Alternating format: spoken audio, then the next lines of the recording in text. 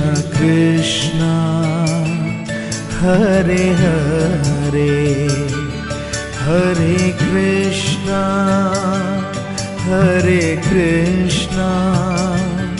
कृष्ण कृष्ण हरे हरे।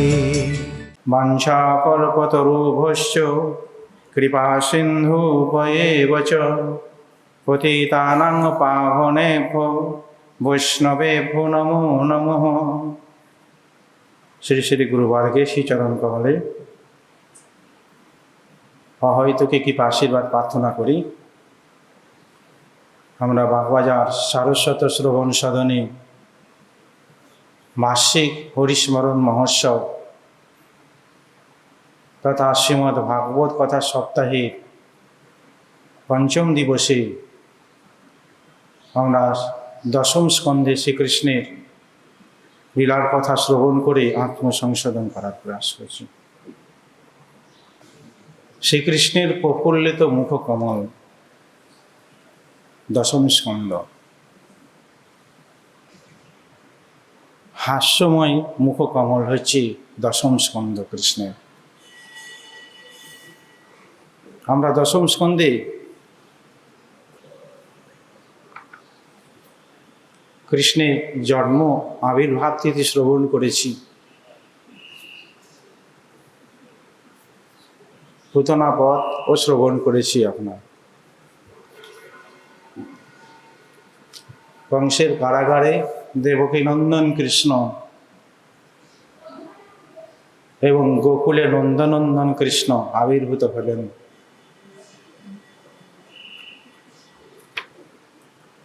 গোকুলে নন্দ মহারাজের গিয়ে আনন্দোৎসব পালিত হলো। 1 মাস ব্যাপী নন্দোৎসব গোকুলে পালিত হয়।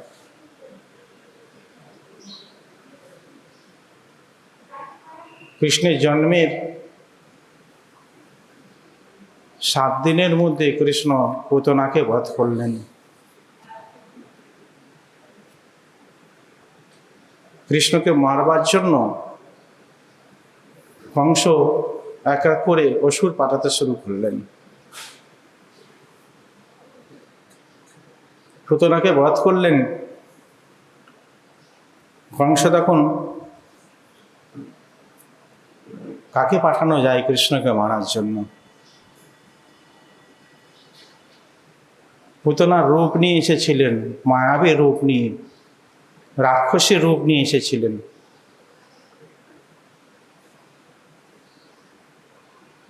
শকটাসুরকে পাঠানো হলো, যিনি অলক্ষিতভাবে শকটাসুর বিচার করল। পুতনার রূপ নিয়ে এসে কৃষ্ণের কাছে মারা গেল। আমি বিনা রূপে কৃষ্ণকে আমি বধ করব। কৃষ্ণের 3 মাস বয়স, উত্থানিক উৎসব শুরু হয়েছে। আবির্ভাব জন্মতিথি উৎসব। মা যশোদা শকটের নিচে কৃষ্ণকে শয়ন করে রেখেছেন। 3 মাসের শিশুরা হাত নাচাচ্ছেন, পা নাচাচ্ছেন কৃষ্ণ। কখনো কখনো তার পায়ের বৃদ্ধাঙ্গুলিকে মুখের মধ্যে নিয়ে চুম্বন করছেন, চুষছেন।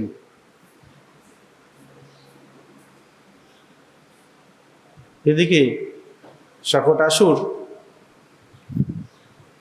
তিনি বিচার করে দেখলেন, আমি কোনো রূপ নেব না, আমি অলৌকিকভাবে এই যে শকট পেয়েছি কৃষ্ণ, শকটের নিচে কৃষ্ণ শয়ন করে রয়েছি, এই শকটের মধ্যে আমি প্রবেশ করে কৃষ্ণকে মাটির মধ্যে চেপে মেরে দেব, এরকম বিচার করলেন।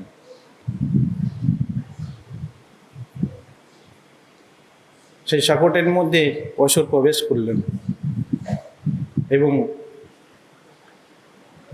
পুরো ভাতটাকে সেখানে প্রয়োগ করতে শুরু করলেন।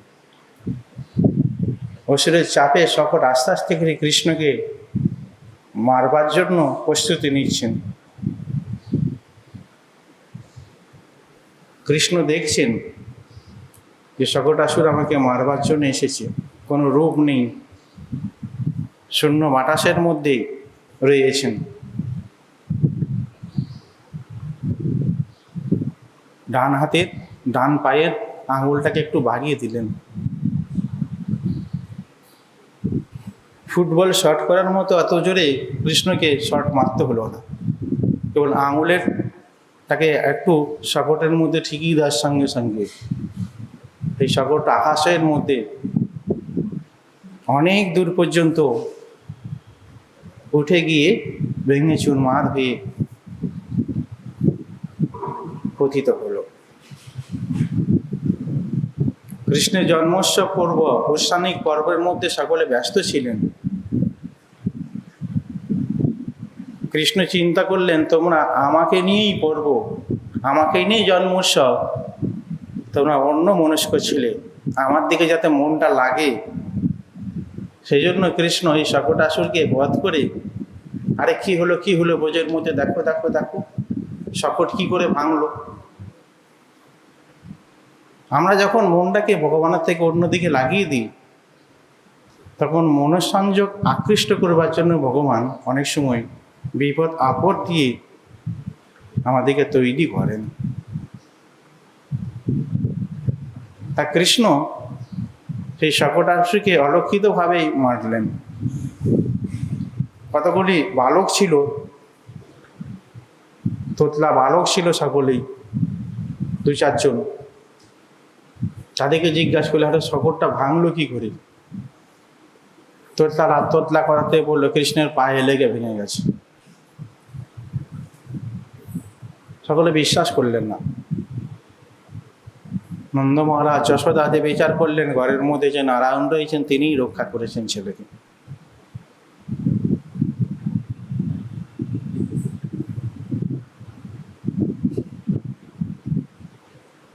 বামন অবতারে ভগবান পাটাকে বর্ধিত করেছিলেন, উপর দিকে বাড়িয়ে দিয়েছিলেন। নৃসিংহদেব নখ দ্বারা হিরণ্যকশিপুকে বধ করেছিলেন। আর কৃষ্ণ 3 মাসেই অদৃশ্যভাবে শকটকে বধ করলেন। শকটাসুর পূর্বজন্মে কে ছিল? শকটাসুর পূর্বজন্মে সহস্রাক্ষ নামে রাজা ছিলেন। সেই রাজা অনেক স্ত্রীগণকে নিয়ে নদীতে বিহার করছিলেন, সরোবরের মধ্যে জলকেলি করছিলেন। এখন দুর্বাসা মুনি ওই পথে যাচ্ছিলেন, তাকে দেখে রাজা উঠে সম্মান করেননি। তখন দুর্বাসা অভিশাপ দিয়ে, তুই রাক্ষস হইবি, রাক্ষসকুলে জন্মগ্রহণ করবি। রাজা যখন দুর্বাসা ঋষির চরণে পতিত হলেন, তখন বললেন যে কৃষ্ণ পায়ে স্পর্শে তো উদ্ধার হবে। এই শকটাসুর একটা গর্গসংহিতার মধ্যে বর্ণিত রয়েছে। এই শকটাসুর হচ্ছেন আমাদের মধ্যে আর এক প্রকার অনর্থ। সাধকের 21 প্রকার অনর্থ, 21 প্রকার অসুর। পুতনা যেরকম কপটতার প্রতীক, এরকম শকটাসুর হচ্ছেন প্রাক্তনী ও আধুনিকী অসৎ সংস্কার থেকে অভিমান রূপ ভারবাহিত্র। মুক্তিবিনোদ ঠাকুর এগুলিকে বর্ণন করেছেন। এরপরে কৃষ্ণর বয়স বাড়তে শুরু করলো। 1 বছর যখন বয়স কৃষ্ণের, কিছুদিন কংস চুপচাপ ছিলেন,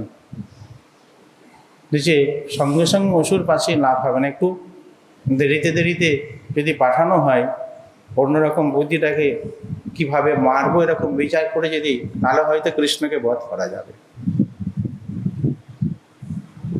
কংস সবার মধ্যে বসে চিন্তা করে সকল অসুরদেরকে ডেকেছেন, কি করা যায়। পুতনাকে পাঠাইলাম, শকটাসুরকে পাঠালাম, সবকে মেরে দিল। 1 বছর বয়সে তখন তৃণাবত্যাসুর বললেন আমি যাব, আমি যে কৃষ্ণকে মারব। পুতনা রূপ নিয়ে এসেছিল, শকটাসুর রূপ নিল না। আর এই ঝড় আদি নিয়ে, তিনও ঝড় আদি নিয়ে আবির্ভূত হওয়ার বিচার করে। একদিন মা যশোদা কৃষ্ণকে কোলে নিয়ে চুম্বন করছেন, আলিঙ্গন করছেন। আলুলায়িত চুলগুলি কপালের উপর পড়েছে, সেইগুলিকে দিয়ে তিনি আদর করছেন। কৃষ্ণ ভক্তের আদর পেয়ে আনন্দিত, মৃদুমন্দ হাসছেন, কখনো বা কাঁদছেন। কৃষ্ণ চান সর্বক্ষণ ভক্ত আমার দিকে আবিষ্ট হয়ে থাকুন, আমার দিকেই, আমার কথাই চিন্তা করুন, আমার সঙ্গেই সংযুক্ত থাকুন, এরকম চাচ্ছেন কৃষ্ণ।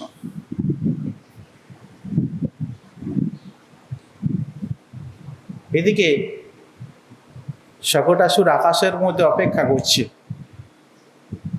এই তৃণবত্যাসুর আকাশের মধ্যে অপেক্ষা করছেন যে কৃষ্ণকে আমি আকাশের মধ্যে উড়িয়ে নিয়ে যে মারব। কৃষ্ণ মনে মনে চিন্তা করলেন, কৃষ্ণ তো সবই জানেন, এই যে মায়ের কোলে রয়েছি, মাকে সমেত যদি ওর নিয়ে যায় তাহলে তো মায়ের কষ্ট হবে, ব্যথা হবে। কাজে কাজে মায়ের কোল থেকে নামবার জন্য আমাকে কিছু করতে হবে। সেই বিচার করে কৃষ্ণ নিজের শরীরে ভার করতে শুরু করলেন, নিজে ভারী হতে শুরু করলেন, ওজন বাড়াতে শুরু করলেন। মা যশোদা বলছে, এইটুকু ছেলে এত ভার লাগছে কেন আমার? 1 বছর বয়সের মধ্যে এত ভারী লাগছে কেন? 25 কিলো 26 কিলো কোলের মধ্যে রাখতে বিশেষ করছে, সেখানে যদি 1 কুইন্টাল হয়ে যায় কোলে নেওয়া যাবে না। মা যশোদার কাছে সেরকম ভার বোধ হতে শুরু করলো কৃষ্ণকে।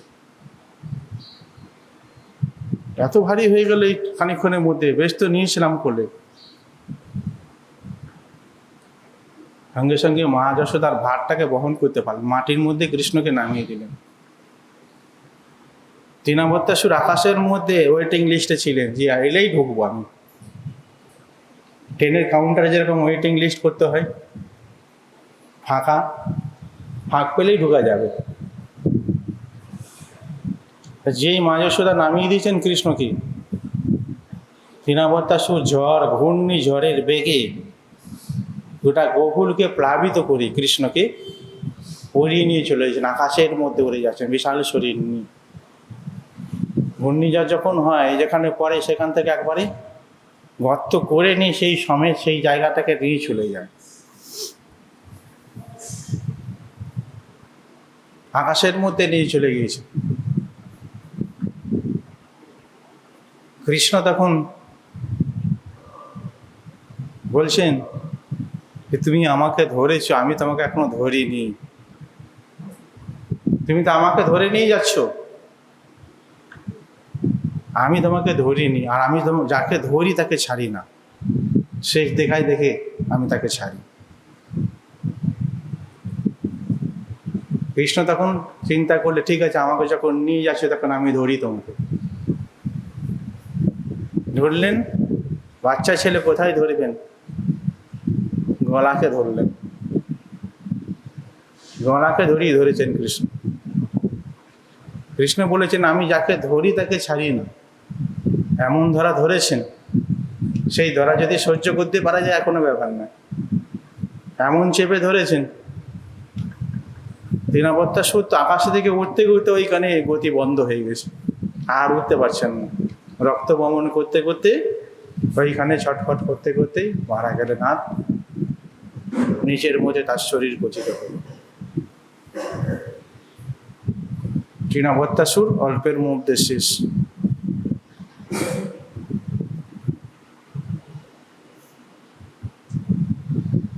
ভক্তের সাধন করতে অনেক সময় লাগে, কিন্তু সিদ্ধিস্তরে ভগবানের দর্শনকে বেশি সময় লাগে না, সাধনের মধ্যে সময় লাগে।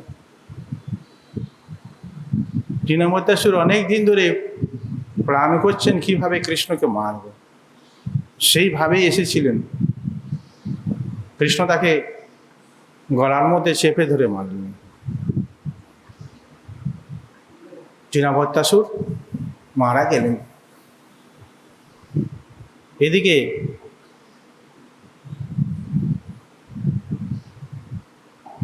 অসুর নিয়ে গিয়েছেন সঙ্গে সঙ্গে মা যশোদা থেকে শুরু করে কৃষ্ণকে দেখতে না পেয়ে মূর্ছাগ্রস্ত হয়ে গিয়েছিলেন।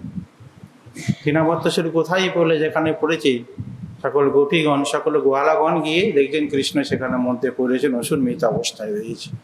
নিয়ে এলেন, তারপরে গোমূত্র আদি দিয়ে ষষ্ঠী মন্ত্রোচ্চারণ করে কৃষ্ণকে শুদ্ধ করলেন। এই জিনাবত্তাসুর ছিল পূর্বজন্মে পূর্বলীলায় হিরণ্যাক্ষের পুত্র উৎকচ লোমশ ঋষির আশ্রমে গিয়ে কি করেছিল, অনেক গাছপালা নষ্ট করেছিল। হিরণ্যাক্ষের পুত্র উৎকচ লোমশ ঋষির আশ্রমে গিয়ে অনেক গাছপালাকে নষ্ট করেছিল। তখন সেই লোমশ ঋষি তাকে শাপ দিয়েছিল, এই বায়ুরূপ প্রাপ্ত হও, বাতাস হয়ে জন্মগ্রহণ করো তুমি। যখন ক্ষমা চাইলেন তখন বললেন যে দাপরের যুগে তুমি মুক্তি পাবে। সেই জিনাবত্তাসুর বায়ু রূপ ধারণ করে কৃষ্ণকে নিয়ে গিয়েছিলেন এবং কৃষ্ণের হাতে মৃত্যু লাভ করেছিলেন। এরপরে একদিন মা যশোদার কোলে কৃষ্ণ রয়েছেন, মা যশোদা লালন পালন করছেন। একদিন কৃষ্ণ হাই তুলেছেন, অনেক সময় তারা ঘুম থেকে উঠে হাই তোলে, সে হাই তুলেছে।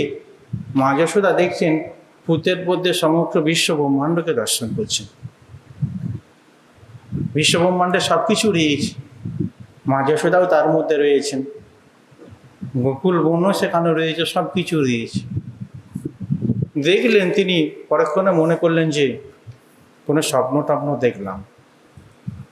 কারণ প্রেম দেবী ঐশ্বর্য শক্তি বারবার আসছে কিন্তু বারবার হেরে পালিয়ে যায়। যেখানে প্রীতির ভাব রয়েছে সেখানে ঐশ্বর্যের স্থান থাকে না। ভূতের মুখের মধ্যে বিশ্ব ব্রহ্মাণ্ডকে দেখেও পুত্র যে স্বয়ং ভগবান, এই বিচারটা তার মধ্যে এলো না। প্রেমের কাছে, বাৎসল্য প্রেমের কাছে, মধুর প্রেমের কাছে ভগবানের ভগবত্তা ম্লান হয়ে যায়। আমার পুত্র, আমার পিতা, এইরকম একটা ভাব থাকে সেখানে। এরপরে কৃষ্ণ আস্তে আস্তে থেকে বড় হচ্ছেন, তার নামকরণ লীলা।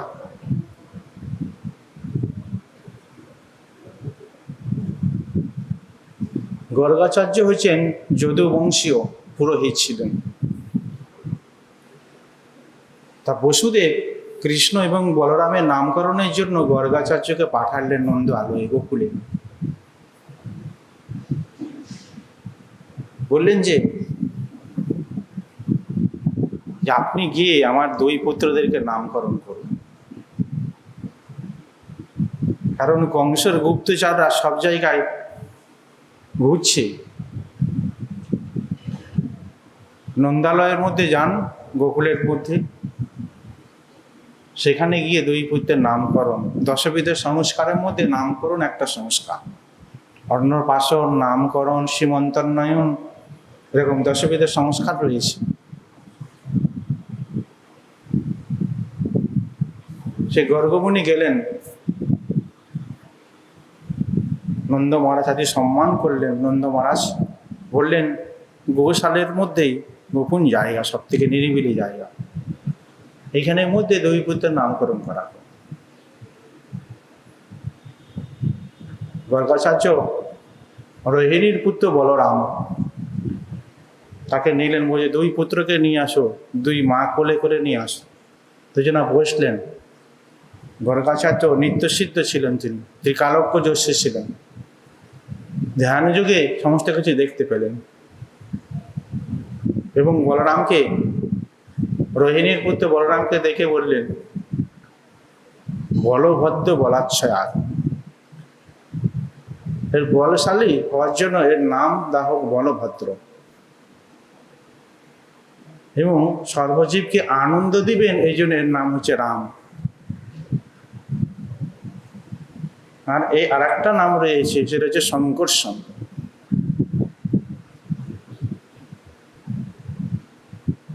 দেবকীর গর্ভ থেকে রোহিণী গর্ভের মধ্যে আকর্ষিত হয়ে স্থাপিত হয়ে গিয়েছিল, এই জন্য নাম সংকর্ষণ।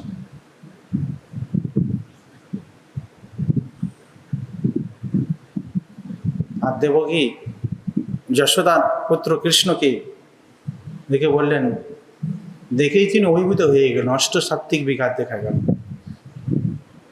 গর্গাচার্য তার আরাধ্য বস্তু যে ভগবান, সেই শিশুরূপে এই স্থানের মধ্যে এই যশোদার কোলের মধ্যে বিরাজ করছেন। তখন নাম দিলেন, এর নাম হচ্ছে কৃষ্ণ। কৃষ ধাতু নপত্যয়, কৃষিভি নপত্যই কৃষ্ণ। কৃষ্ণ মানে যিনি আকর্ষণ করেন, তার নাম, রূপ, গুণ, লীলা, ভক্ত, ধাম, এই সমস্ত কিছু দিয়ে যিনি আকর্ষণ করেন তিনি হচ্ছেন কৃষ্ণ। এবং ন মানে নিবৃত্তি, পাপ আদি, অপরাধ আদিকে নিবৃত্তি করেন। আবার আনন্দ বিধান অর্থেও ন প্রত্যয় রয়েছে।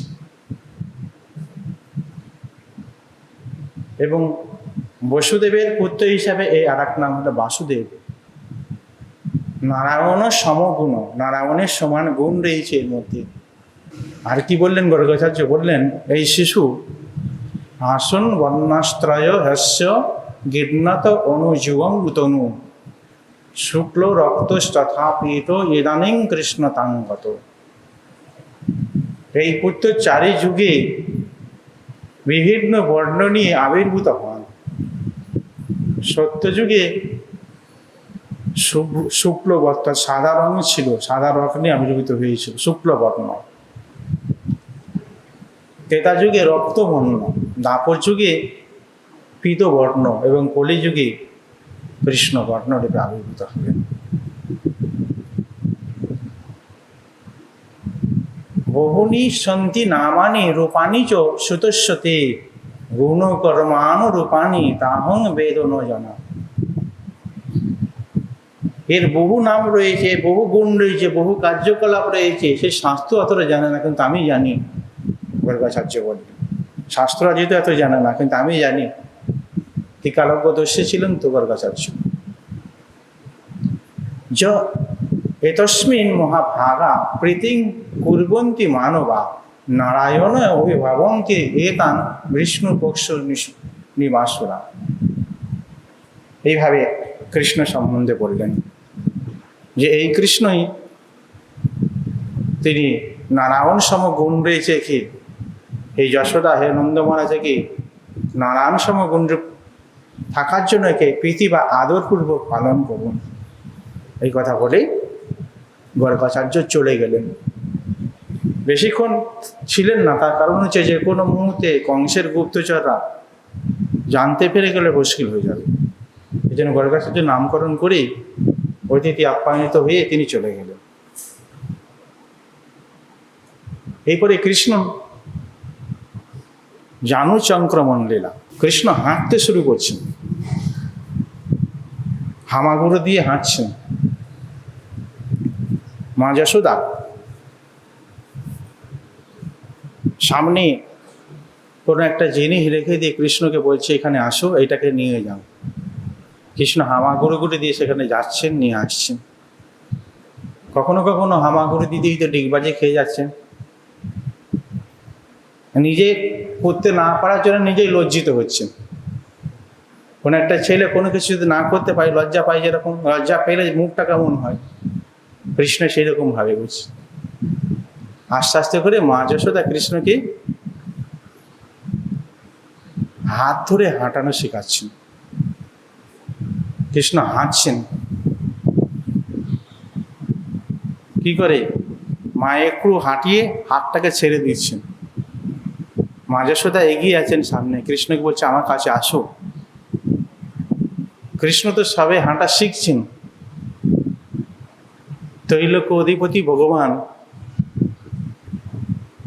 তিনি ভক্তের কাছে কেমন লীলা করছেন। ভগবান কি হাঁটতে জানেন না?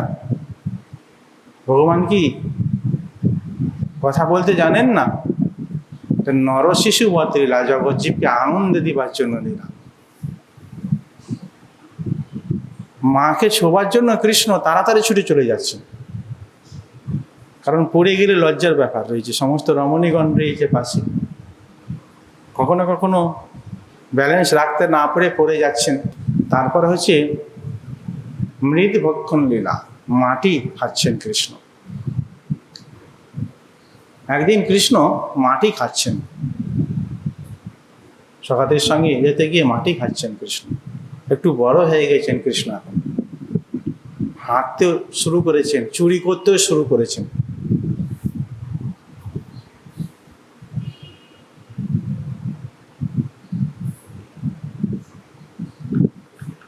মানে হাঁটাটা সবাই প্র্যাকটিস হয়ে গেছে। ঘরের মধ্যে যে বাছুর রয়েছে নন্দ মহারাজে, ছোট বাছুরের সঙ্গে কৃষ্ণের বন্ধুত্ব হয়ে গেছে। কৃষ্ণ নিজেও ছোট, বাছুরগুলোও ছোট। এখন হাঁটতে হাঁটতে বাছুরের লেজটাকে ধরেছেন। গোপাল চম্পুতে সব বর্ণন রয়েছে। বাছুরের লেজটাকে ধরেছেন, আর বাছুরের লেজটা ধরেছে, বাছুরটা আস্তে আস্তে ছুটতে শুরু করেছে। কৃষ্ণ ছুটতে ছুটতে পড়ে যাবেন, এই জন্য কি করছেন, বাছুরের গা ঘেসে ঘেসে চলছেন, পড়ে না যায়, ভয় রয়েছে। মানে হাঁটার তো সব শুরু করেছেন, যে কোনো মুহূর্তে ব্যালেন্স হারিয়ে পড়ে যেতে পারেন, এই জন্য বাছুরের সঙ্গে গা ঘেসে ঘেসে চলছেন। গোপীগণ সেটা দেখে হাসছেন। তারপরে যখন পড়ে যাবার বাছুরের দৌড়ে ছুটতে শুরু করেছেন, কৃষ্ণ পড়ে যাবেন, তখন গোপীদের তাকাচ্ছেন, গোপীদেরকে বলছেন আমাকে ধরো না, আমি পড়ে যাব। গোপীগণ তখন ছুটে এসে কৃষ্ণকে ধরছেন। এই যে লীলা, এই সমস্ত কিছু লীলার দ্বারা গোকুলকে তিনি প্লাবিত করে আনন্দের সাগরে মাতিয়ে রেখেছেন। আর চঞ্চলতা কৃষ্ণের বেড়ে গেছে। আগুন দেখলে আগুনকে হাত দিতে যান, কুকুর বিড়ালের মুখে হাত ঢুকিয়ে দিয়ে খাবার দিন, বিষধর সাপ দেখলে ধরতে যান। তারপরে খড়গ আদি যে কারো রয়েছে, যেখানে হাত দিলে কেটে যাবে সেখানে হাত দিতে যান। ঘরের মধ্যে কোনো কাজ করতে দেন না। মা যশোদা সর্বক্ষণ কৃষ্ণের দিকে রয়েছে। দুষ্ট ছেলে যদি হয়, যেরকম মাকে যেরকম ভাবে ঘরে কোনো কাজ করতে যায় না, কৃষ্ণ সেরকম ব্যতিব্যস্ত করে রেখেছেন। মা যশোদা এবং রোহিণী দুজনেতে পেরে উঠছেন না কৃষ্ণের চঞ্চলতায়। একদিন সব ছেলেদের সঙ্গে ঘিরে রয়েছেন, এই সময় কৃষ্ণ মাটি খেয়েছেন। সব ছেলেরা এসে মা যশোদাকে নালিশ করে গেছে যে কৃষ্ণ মাটি খেয়েছে, দেখো। মা যশোদা তাড়াতাড়ি গিয়ে তখন মাটি খাচ্ছে কৃষ্ণ পেছন ঘিরে। মা যশোদা বলছেন কৃষ্ণ কি, কৃষ্ণ তুমি কি করছো? বলছে না কিছু করিনি তো। তুমি মাটি খাচ্ছ নাকি? বলছে কে বললো আমি মাটি খেয়েছি? আমি তো মাটি খাইনি। তোমার বন্ধুরা বলেছে, তোমার সখারা বলেছে। বলছে ও, সখারা নিজেরাই তো মাটি খায়, তা আমার নাম দিয়ে দিয়েছে। সখারা কি করেছিল, মা শোনো, কৃষ্ণ বাড়িয়ে বাড়িয়ে বলতে খুব এক্সপার্ট। একটা সুন্দর এমনভাবে ঘটনা বলে দেবেন যে সকলেই বিশ্বাস করে নেবেন। তখন কৃষ্ণ মা যশোদাকে বলছেন, মা শোনো, এই সখাগুলো চুরি করে ঘরের থেকে জিনিসপত্র নিয়ে এসেছিল। তুমি তো আমাকে শিক্ষা দিয়েছো চুরি করা মহাপাপ। ঘরে থেকে জিনিস চুরি করে নিয়ে এসেছে, তা নিজেরা খাচ্ছে। আমি জানতে পেরেছি এরা চুরি করে নিয়ে এসেছে, তা আমাকে দিতে এসেছিল, আমি খাইনি। তখন জোর করে মাটি আমার মুখের মধ্যে ঢুকিয়ে দিয়েছি। আর সুন্দরভাবে একটা সুন্দর করে বললেন, এত সুন্দর করে মা যশোদা সেটাই বিশ্বাস করলেন। তখন মা যশোদা বলছেন, ঠিক আছে, তোমার সখারা না হয় মিথ্যা কথা বলছে, কিন্তু তোমার দাদা বলরাম সে তো মিথ্যা কথা বলতে পারে না। সেও তো একই কথা বলছে, এই কৃষ্ণ মাটি খেয়েছে। বলছে দাদাও মিথ্যাবাদী। কেন? যে দাদাও একদিন মাটি খেয়েছিল, সে আমাকে খাওয়াতে এসেছিল। কিন্তু আমি খাইনি, এই জন্য এখন আমার নামে দোষ দিয়ে দিয়েছে, দাদাও মিথ্যা ভাবে।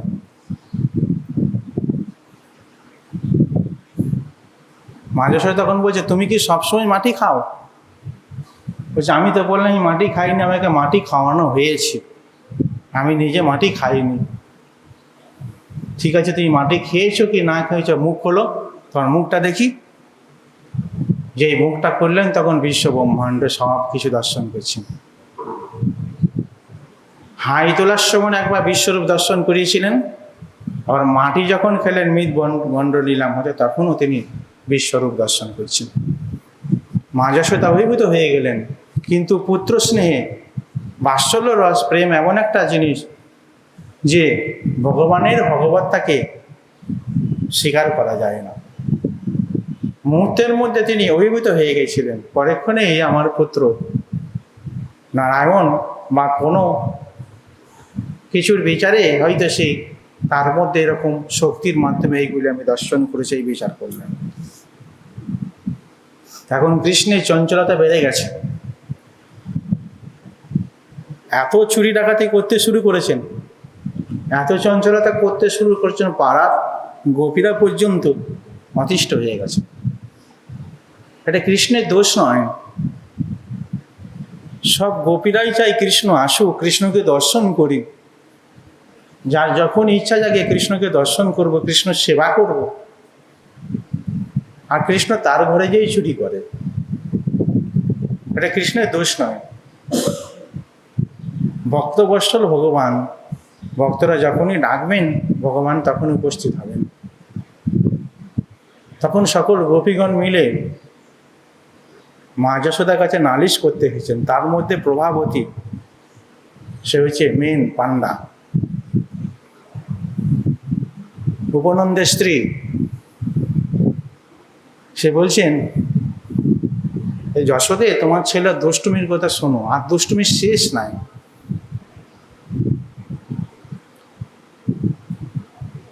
বাছুরদেরকে যখন তখন ছেড়ে দেয়, গোদহনের সময়, গায়ে দেওয়ানোর সময় কেউ মতো বাছুরকে ছাড়তে হয়। যখন তখন বাছুর ছেড়ে দিলে আমাদের মাখন কি করে তৈরি করব? মথুরার হাটের মধ্যে কিভাবে আমরা বিক্রি করবো, সংসার চলবে কি করে? আর বাছুরকে যখন তখন ছেড়ে দিলে বাছুরে তো অসুখ করবে, যখন তখন দুধ খেলে হজম করতে পারবে না, অসুখ করবে। যখন তখন সে ছেড়ে দেয়, শেখা থাকে না, সঙ্গীদেরকে নিয়েই করে।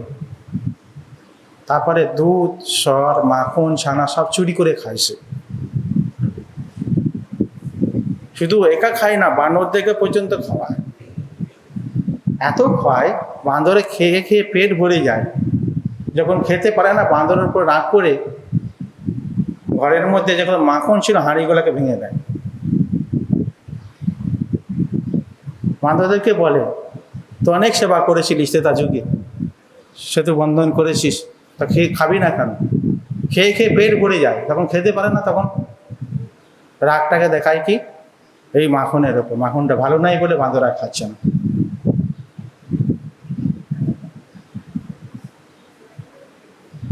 মা যশোদা তখন বলছেন, তোমরা মাখনের ভাঁড়টাকে শিকের মধ্যে তুলে রাখতে পারো না উঁচুতে? তাহলে তো সে লাগান পায় না। আমার বাচ্চা কতটুকু, উঁচু জায়গাতে তুলে দিলে তো আর সে লাগান পাবে না, তাও উঁচু জায়গায় তুলে রেখেছে। এই বুদ্ধিদের হচ্ছে রাজা, বুদ্ধিমান সব থেকে। পৃথিবীর যত বুদ্ধিমান রয়েছে তাদের থেকে হচ্ছে রাজা। কিভাবে পারতে হয়, কিভাবে চুরি করতে হয়, এর থেকে আর পরে কেউ জানে না। একই করে পীরের উপরে, পীরে তার উপরে, শিশু তার উপরে চাপে চেপে বিশাল উঁচু জায়গার মধ্যে থেকে এসে চুরি করবে। মা যশোদা তখন বলছেন, তোমরা একটু বুদ্ধি করে হাঁড়িগুলো ফাঁকা রাখতে পারো তো, মাঝে মাঝে কোনো হাঁড়ির মধ্যে রাখতে পারো। তখন তাও রেখেছি। তাহলে কি করে খাই, সে বুঝতে পারে কি করে এই হাঁড়ির মধ্যে মাখন রয়েছে? বুঝছে, হাতে লাঠি থাকে না, ওই লাঠিতে করে হাঁড়িগুলাতে ওই তরঙ্গ আদি মৃদঙ্গ যেরকম বাজায় সেরকমভাবে ঠক ঠক করে বাজাতে থাকে। এত বুদ্ধি, এই সব কলসিগুলোর আওয়াজ কেমন দেখতে থাকে। যদি 6টা হাঁড়ির একই আওয়াজ হয় আর একটা হাঁড়ি যদি আলাদা আওয়াজ হয়, তাহলে বুঝে নেয় এই হাঁড়ির মধ্যে মাখন রয়েছে এবং সেই হাঁড়িতে সে ফুটো করে।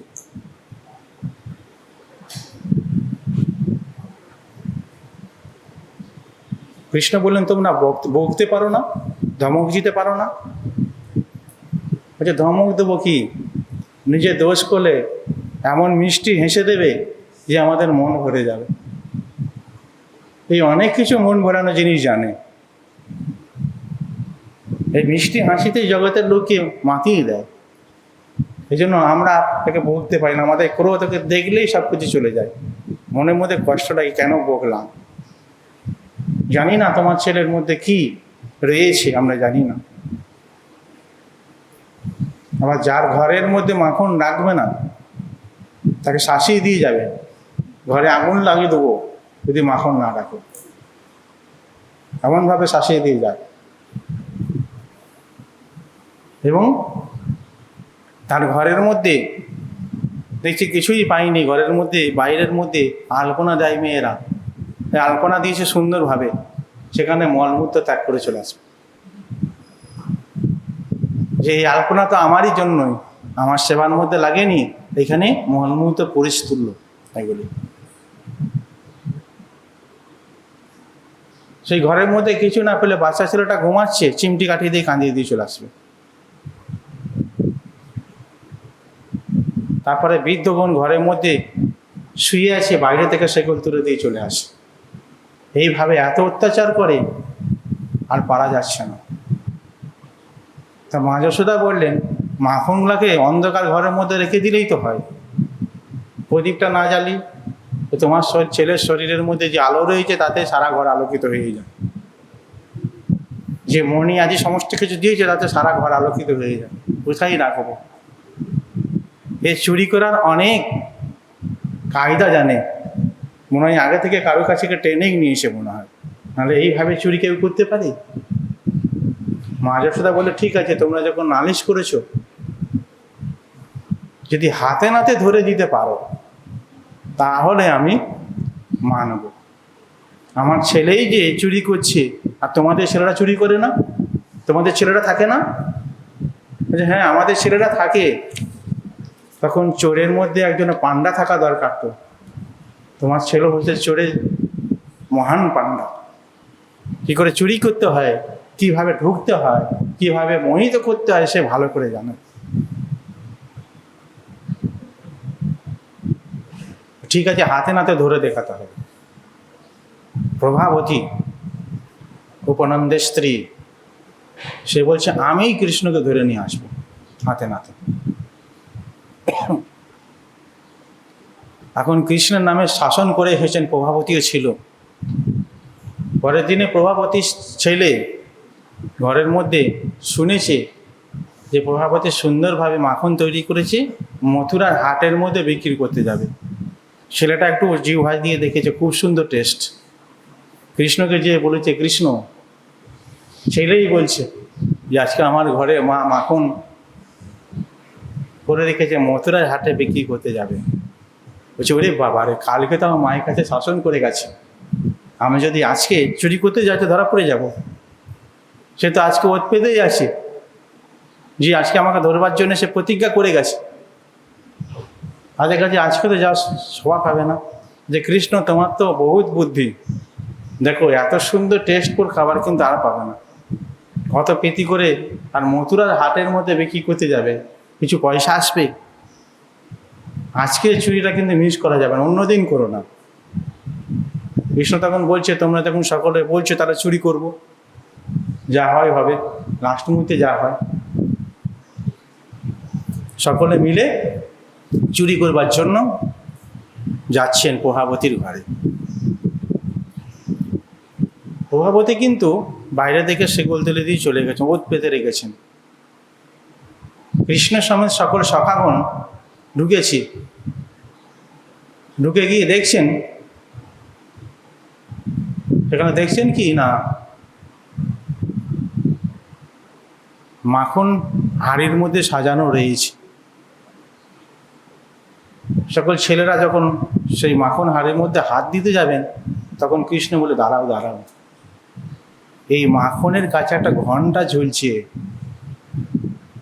যে ঘন্টা তাহলে তো কি হলো? আর জানো না, বৃন্দাবনে ঘন্টাটা কথা বলে, বৃন্দাবনে গাছপালা ঘন্টা সব কথা বলে। তোমাদের বুদ্ধি শুদ্ধি কম নাই, এই আমাদেরকে ধরবার জন্য এই ঘন্টাটাকে রেখে দিয়েছি। এই হাঁড়িতে টাচ করলে এই ঘন্টা বেজে যাবে, খুব সাবধান। যে হ্যাঁ, তো এই জন্যই তো বলি তোমাকে, মহাচোর, বুদ্ধিদাতা চোর তুমি। আমরা তো ধরা পড়েই যেতাম। দাঁড়া দাঁড়া দাঁড়া, আমি ঘন্টার সঙ্গে কথা বলি, কৃষ্ণ বলছে। কৃষ্ণ ঘন্টাকে বলছে, এই ঘন্টা শোন, আমরা চুরি করব, মাখন হাঁড়ি থেকে সব কিছু চুরি করবো, তুই কিন্তু কথা বলবি না, মানে তুই বাঁচবি না, তুই বাঁচবি না গো, চুপচাপ কিন্তু আমাদের সহায়তা করবি। ঘন্টা বলছে, ঠিক আছে, তুমি যখন বলছো আমি বাঁচব। এখন কৃষ্ণের কথা মতো ছেলেরা যত ভাঁড়ের মধ্যে মাখন ছিল সবগুলিকে বের করলো। বাঁদরটা এসেছিল, বাঁদরদেরকে খাওয়ালো, নিজেরাও খেলো। তখন সখাদের মধ্যে সখা বলছে যে, কৃষ্ণ তুই একটু খেয়ে দেখ না, কত সুন্দর টেস্টফুল, হেভি টেস্টফুল, একটু খেয়ে দেখ, কত আনন্দ রয়েছে মধ্যে। কৃষ্ণ বলছে, না না, আমি খাবো না। বলছে, না, খেয়ে দেখ। যেই কৃষ্ণকে খেতে দিয়েছে, ঘন্টা বেজে গেছে, ডিং ডিং ডিং করে বেজে গেছে। আর ঘন্টা যেই বেজে গেছে, প্রভাবতী দেবী ছুটে চলে এসেছে, এসেই কৃষ্ণকে ধরেছে। চোরের রাজা ধরা পড়ে গেছে। এখন প্রভাবতী দেবী মা যশোদার কাছে নালিশ করেছিলেন, তো মা যশোদা বলেছিল যে না, হাতে নাতে ধরতে পারলে। এখন প্রভাবতী দেবীর হাতে পড়েছে, যার হাতে ধরা পড়েছে তার গলার স্বরটা কি নিচু হবে না উঁচু হবে? গলার স্বরটা তখন বিশাল উঁচু হয়ে গেছে। প্রভাবতী কৃষ্ণকে ধরেছেন। কৃষ্ণ বলছে, দাঁড়াও দাঁড়া, আমি তো যাবো, তার আগে ঘন্টার সঙ্গে কথা বলি। ঘন্টা কেন বাঁচলো? তাকে তো আমি মানা করেছিলাম। ঘন্টাকে বলে, এই ঘন্টা তুই বাঁচলি কেন? দেখো, তোমরা মাখনের ভার নামিয়েছো, আমি বাজিনি। বান্দরগলকে খাইয়েছো, আমি বাজিনি। সখাগণকে খাইয়েছো, আমি বাজনি। তুমি খেয়েছো, আমি বাজিয়েছি। ঘন্টা না বাজলে তুমি খাও না, এই জন্য আমি বেজে গেছি। ঘন্টা বাজলে ভগবান, না বাজলে ভগবান খান কিনা? ভোগ যখন লাগানো হয়, ঘন্টা বাজানো হয়, ভগবান খাবেন। কাজে কাজে সেই আমি বেজে গেছি, আমার কি দোষ? তুমি যদি না খেতে আমি বাঁচতাম না, যে তুমি খেয়েছো, আমি বেজে গেছি। তুমি বেজে দিয়েই তো গন্ডগোল করে দিয়েছো, আমি ধরা পড়ে গেছি। যে ঠিক আছে, যেটা কপালে প্রাপ্য আছে, ঠিক আছে।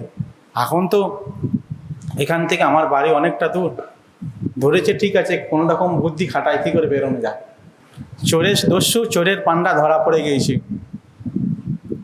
তখন তার চেলাদের অবস্থা কি? চেলাগুলো সব গালে হাত টেনে বসে গেছে, যে হাত তো চুরি করা যাবে না, আমাদের পান্ডা ধরা পড়ে গেছে, সর্দার ধরা পড়ে গিয়েছে। কৃষ্ণ বলছেন, যারা তারা চিন্তা করছিস কেন? চল আমার সঙ্গে চল। অত দূর রাস্তা যেতে যেতে একটা কিছু রকম চিন্তা করা যাবে, কিছু রকম প্ল্যান করা যাবে। প্রভাবতী কৃষ্ণকে ধরেছি, বাম হাতে ধরেছে, চেপে ধরেছে, কারণ কৃষ্ণ অনেকবার স্লিপ কেটে পালিয়ে গিয়েছে, অনেকবার। আর ছাড়া যাবে না, মা যশোদাকে প্রমাণ করাতেই হবে তোমার ছেলে চোর।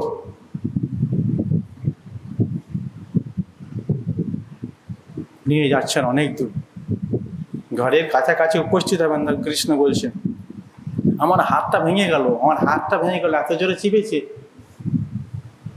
এই হাতটা একটু ছাড়িয়ে দিয়ে আরেকটা হাত ধরো না। হাতটা তো ভেঙেই গেল প্রায়। বলছে, না, হাত ছাড়া যাবে না, হাত ছাড়লেই তুমি পালিয়ে যাবে। কৃষ্ণকে ছেড়ে দিলেই কিন্তু মুশকিল। কৃষ্ণকে যে ধরেছে সে ছাড়বে, ছাড়বে? কৃষ্ণ যে প্রীতি রয়েছে সে কৃষ্ণকে ধরেই থাকবে, ছাড়লেই মুশকিল, পালিয়ে যাবে কৃষ্ণ। সেই বিচারে যখন বারবার অনুনয় বিনয় করছে, কাঁদতে শুরু করেছেন কৃষ্ণ, কান্না মানে নকল কান্না, মায়াবী কান্না, তখন প্রভাবতী দেবী কী করেছে, ঠিক আছে এই হাতটা ছাড়িয়ে দিয়ে এই হাতটা ধরো। বলছে যেই ছেড়েছে সঙ্গে সঙ্গে এই প্রভাবতী নিজের ছেলের হাতটা ধরিয়ে দিয়েছে কৃষ্ণ। কারণ বৃন্দাবনের আগেকার দিনে মহিলাদের বিচার ছিল, তারা একবারে মাথা পর্যন্ত ঘুমটা নিত, সামনের দিকে পেছন দিকে কিছুই তারা দেখতে পেত না, কেবল নিজের পায়ের চরণের দিকটা কেবল দেখতে পেত, এতদূর পর্যন্ত ঘুমটা টানত তারা। এই জন্য কে কার হাত ছাড়লো আর কার হাত ধরলে কিছু বুঝতে পারলেন না প্রভাবতী।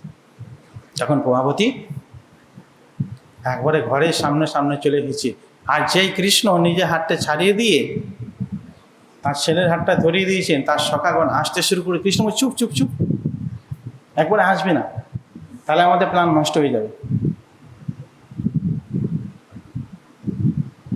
এখন ছেলেরাও সেরকমভাবে যাচ্ছে পেছনে পেছনে। আর কৃষ্ণ কী করলেন, মায়ের নিজের ঘরে আসার পূর্বে সোজা জানলা দিক দিয়ে নিজের ঘরের মধ্যে কৃষ্ণ শুয়ে পড়েছে, মানে খুব ঘুমে ঘরে আকৃষ্ট কৃষ্ণ, নাকড়াকে ঘুমাতে শুরু করেছে, মানে বিশাল ঘুমাচ্ছে কৃষ্ণ। এর মধ্যে কৃষ্ণ কোনো বিচারই নেই, কৃষ্ণ ছিলই না, এমন সাধু সেজেছে।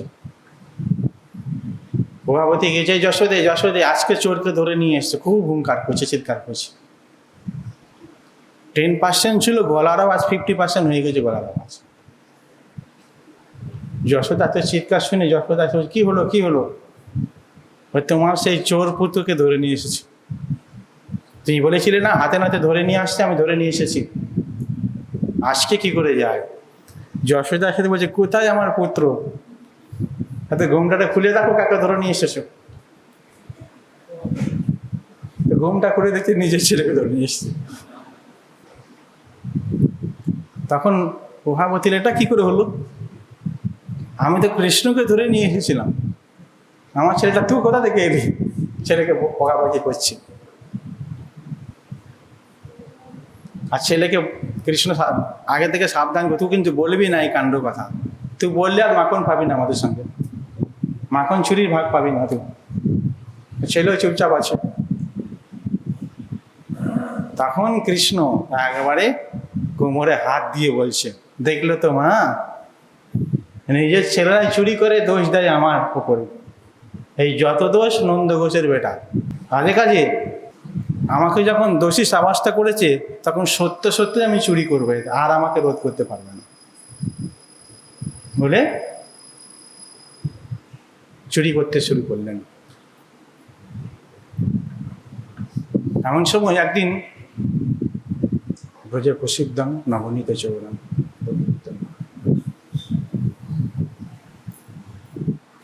এই কৃষ্ণ কেবল ননি চুরি করেন না, আরো কত চুরি করেন।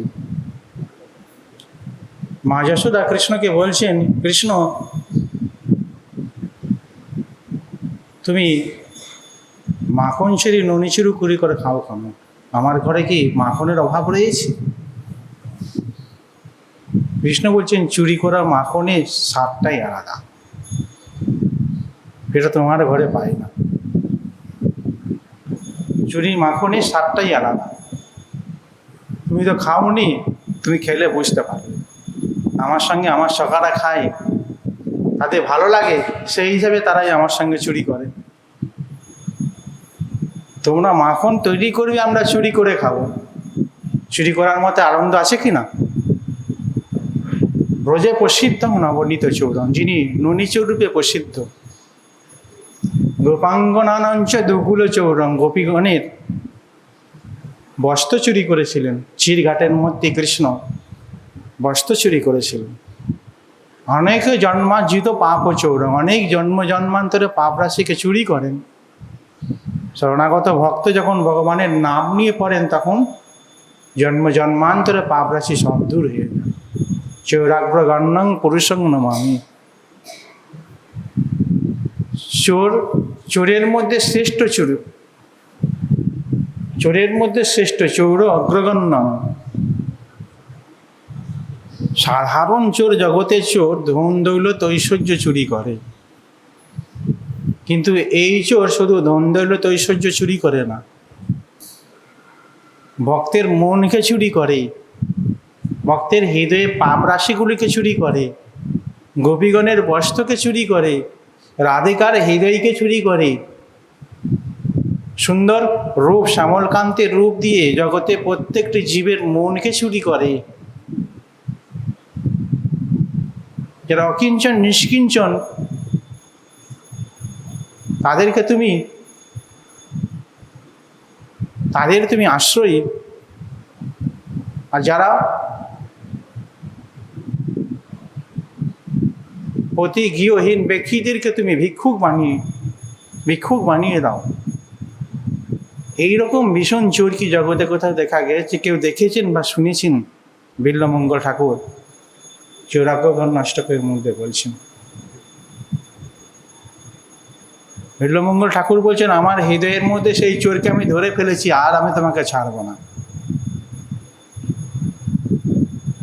জগতের সকলকেই চুরি করেন, জগতের চিত্তচোর, মনোচোর, অর্থচোর, মাখন চোর, বিভিন্ন নামে পরিচিত। এই চোরকে আমি ধরে ফেলেছি, হৃদয়ের মধ্যে বেঁধে রেখে দিয়েছি, আর আমি তাকে ছাড়ছি না।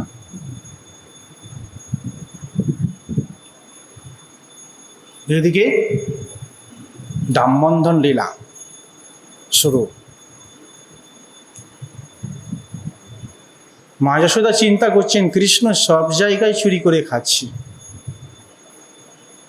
আমার ঘরে মাখন ননি কোনো কিছুর অভাব নেই, তাহলে কি আমার ঘরে দাসীরা বানায় সেটা কৃষ্ণের ভালো লাগে না? আমি নিজে বানাবো, কৃষ্ণকে খাওয়াবো। এই বলে ভোরবেলা থেকে, কার্তিক মাসে অমাবস্যা তিথি থেকে ভোরবেলা থেকে কৃষ্ণ জন্য মা যশোদা উঠে দধি মন্থন করছেন আর কৃষ্ণের গুণগান করছেন। কৃষ্ণ যত লীলা করেছেন সেইগুলি কীর্তন করছেন আর দধি মন্থন করছেন। দুই বংশীদণ্ডের মাধ্যমে টানতে টানতে দধি মন্থন করছেন। কৃষ্ণের গুণগান শুনে কৃষ্ণের ঘুম ভেঙে গেছে। পাশে দেখছেন মা নেই। কৃষ্ণ কাঁদতে শুরু করেছেন। যে কোনো ছেলে ঘুম থেকে উঠে পাশে মাকে চায়। বাচ্চা ছেলে মা থেকে দেখতে না পেয়ে কাঁদতে শুরু করেছেন। তারপর দেখছেন মা গান করছে, কীর্তন করছে। কৃষ্ণ সেখানে আলুলাই থেকে এসে ঢুলতে ঢুলতে মায়ের কাছে যে উপস্থিত রয়েছেন, মাকে বলছেন, মা যশোদা বুঝতে পেরেছেন ছেলেটা খিদে পেয়েছে।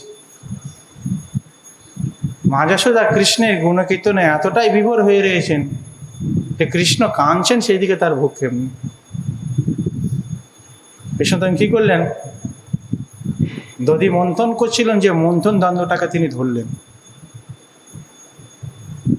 মা যশোদা বুঝলেন ছেলে খুব বুদ্ধিমান, এটাকে ধরলে তো আর মন্থন দণ্ড হবে না। সঙ্গে সঙ্গে কৃষ্ণকে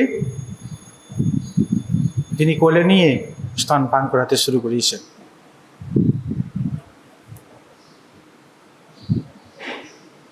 স্তন পান করাচ্ছেন, আর একদিকে সদ্র প্রসূত দুধ কড়াইয়ের উনুনের মধ্যে সেখানে ফুটছিল।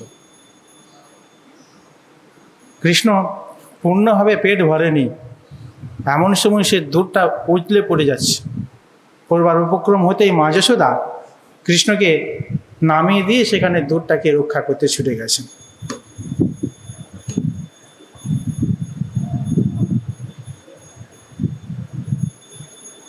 ছেলেটা পেট ভরেনি।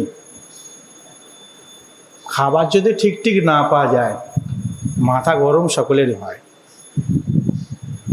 নয় কি? সে ভগবানই বাদ যাবেন কেন? অর্ধেক পেট ভরেছি, আর সেই সময় মা ফেলে দিয়ে দুধ নামাতে চলে গেছেন। কৃষ্ণ বললেন, আমাকে বাদ দিয়ে তোমার দুধের সেবাটা আগে এত বড়? আমি কাছে থাকতে আমার থেকে বড় কি জিনিস থাকতে পারে? আমাকে সন্তোষ বিধান করলে তো সব কিছু সন্তোষ বিধান হয়ে যায়। তস্মিন তুষ্টে জগৎ তুষ্টি। আর তোমার ওখানে দুধটাকে নামানোর কি দরকার? কৃষ্ণ রেগে গেলেন। রেগে গিয়ে মা যশোদা সকালের মধ্যে যে সদ্র প্রসূত ননি ছিল, সামনে একটা ঢিল ছিল, পাথরের টুকরো ছিল, ছুঁড়ে মারলেন। আর যার ননি ছিল সব একবারে মাটির মধ্যে সাষ্টাঙ্গ দণ্ডবাদ প্রণাম করতে শুরু করে দিল। মাটির মধ্যে গড়াগড়ি খাচ্ছি সামনে।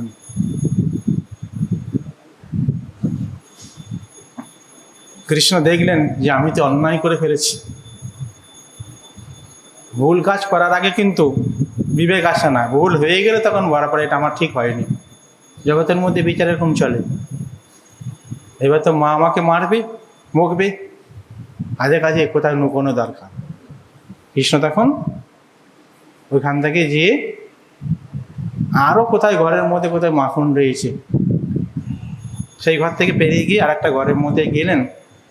সেখানে দেখলেন উদুখলের মধ্যে উদুখল নিলেন, কাঠের মানে গুড়ি দিয়ে তৈরি উদুখলকে নিলেন। সেখানে নিয়ে দেখছেন শিকের মধ্যে অনেক মাখন রয়েছে। এই মাখনগুলো তো মায়ের পেট ভরেনি, স্তনপান করে পেট ভরেনি, খিদে হয়েছিল, কিছুটা খেলো কৃষ্ণ। খেয়ে বাঁদর কাক যারা ছিল তাদেরকে ডাকতে শুরু করলো। খাচ্ছে, এদিকে মা যশোদা ফিরে দেখতে ছেলেটা নাই, কোথায় গেল। এখনই কাঁদছিল ছেলেটা খাবার জন্য, এই মধ্যে কোথায় গেল। মুনি ঋষিগণ বলছেন যে কৃষ্ণকে রেখে মা যশোদার দুধটাকে নামানোর কি দরকার ছিল, যেখানে স্বয়ং ভগবানের সেবা ডাইরেক্ট করছেন। এইখানে বিচার দিকে কৃষ্ণের সেবার উপকরণকে, কৃষ্ণকে পরেও স্তনপান করানো যাবে, কিন্তু কড়াইয়ের মধ্যে যে দুধটা ফুটছে সেটা নষ্ট হয়ে গেলে ভগবানের সেবায় লাগবে না, ভগবানের সেবার মধ্যে সেটা লাগবে না। সেই বিচার করে কি করলেন, দুধটাকে ভগবান একটাও বস্তু যেন জগতের মধ্যে কোনোটাই নষ্ট না হয়। ভক্তগণের বিচার এটা, জগতের মধ্যে সব কিছু ভগবানের সেবার উপকরণ, যা কিছু দেখছি সব সেবার উপকরণ, ভগবানের সেবায় লাগিয়ে দিলে সেইগুলি সার্থকতা। মা যশোদা সেজন্যই দুধটাকে তিনি নামিয়ে নিয়ে এসেছিলেন।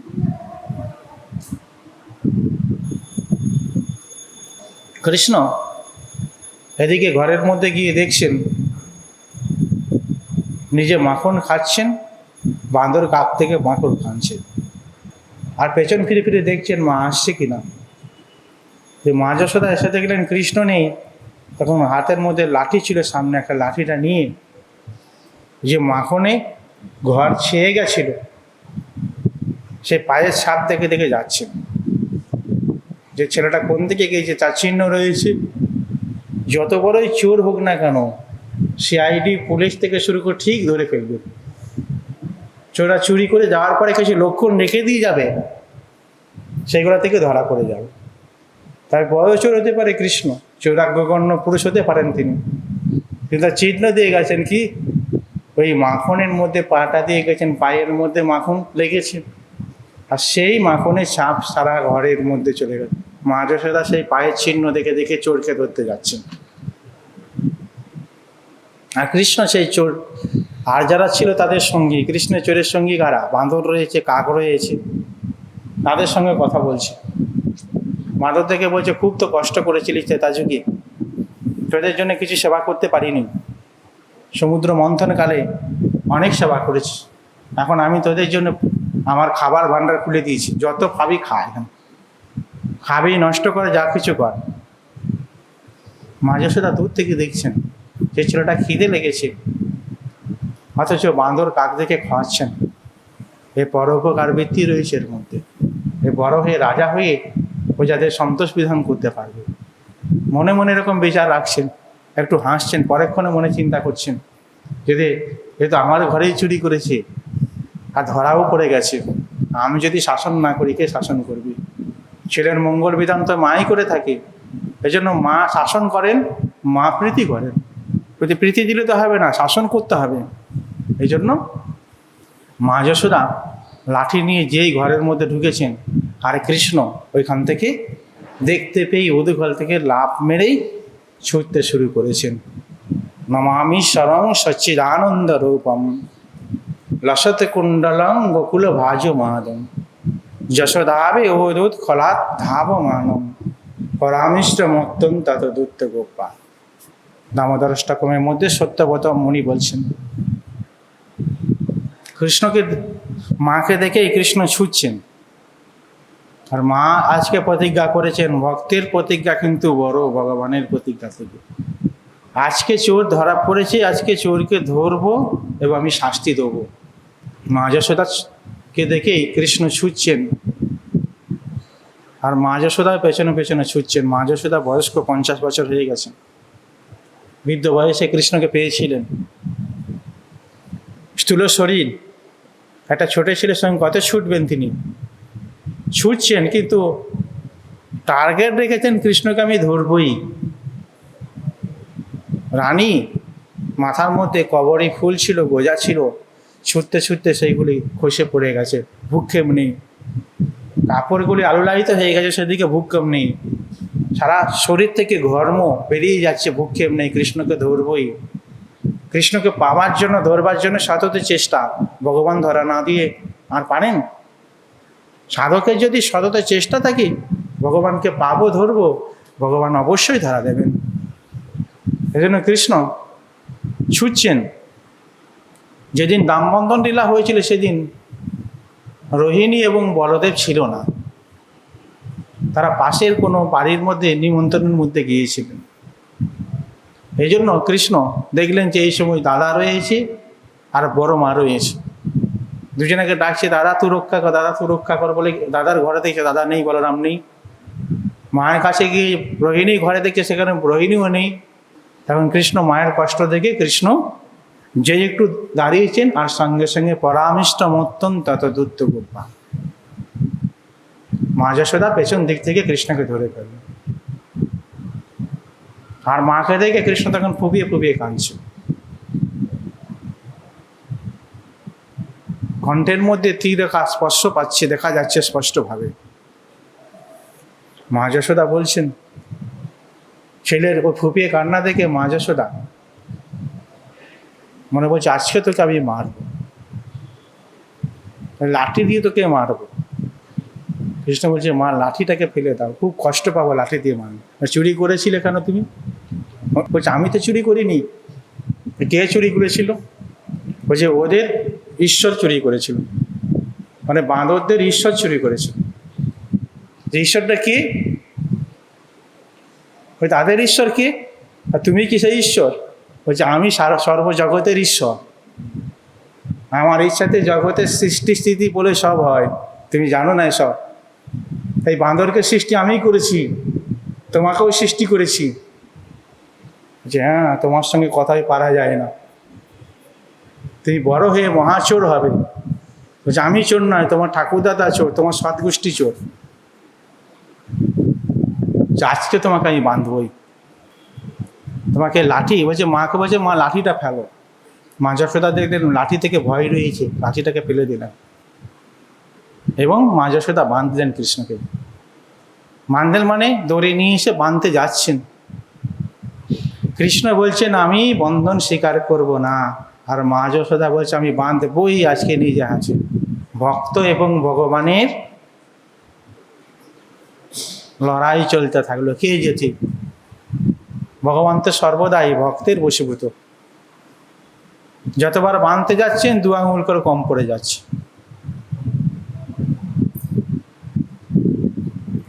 ঘরের মধ্যে যত দড়ি ছিল, মা যশোদা অবাক হয়ে যাচ্ছে, কি ব্যাপার, ঘরের মধ্যে দড়ি সব শেষ। তখন গোপীরা তখন বলছে, হ্যাঁ যশোদে, আজকে চোর ধরা পড়েছে। সকলে ঘরে চুরি করেছিল, তখন চোর ধরা পড়েছে। তারাও এখন ঘিরেছে, সব গোপীগণ এসেছে, যশোদাকে ঘিরে রয়েছে। তারাও বলছেন, কৃষ্ণ দিকে তাকিয়ে বলছেন, কি আজকে তো নিজের মায়ের হাতে ধরা পড়েছ, আজকে দেখা যাবে কত, আমাদেরকে কত জ্বালাতন করেছো। কৃষ্ণ চোখ রাঙিয়ে দেখে, তোমাদেরকে পরে দেখে নেবো আমি, আজকে তো ধরা পড়েছি, এরপরে তো ফাঁকা পাবো আমি, তখন তোমাদেরকে আমি দেখে নেবো। প্রত্যেক জনকে আমি ধরে ধরে শাস্তি দেবো।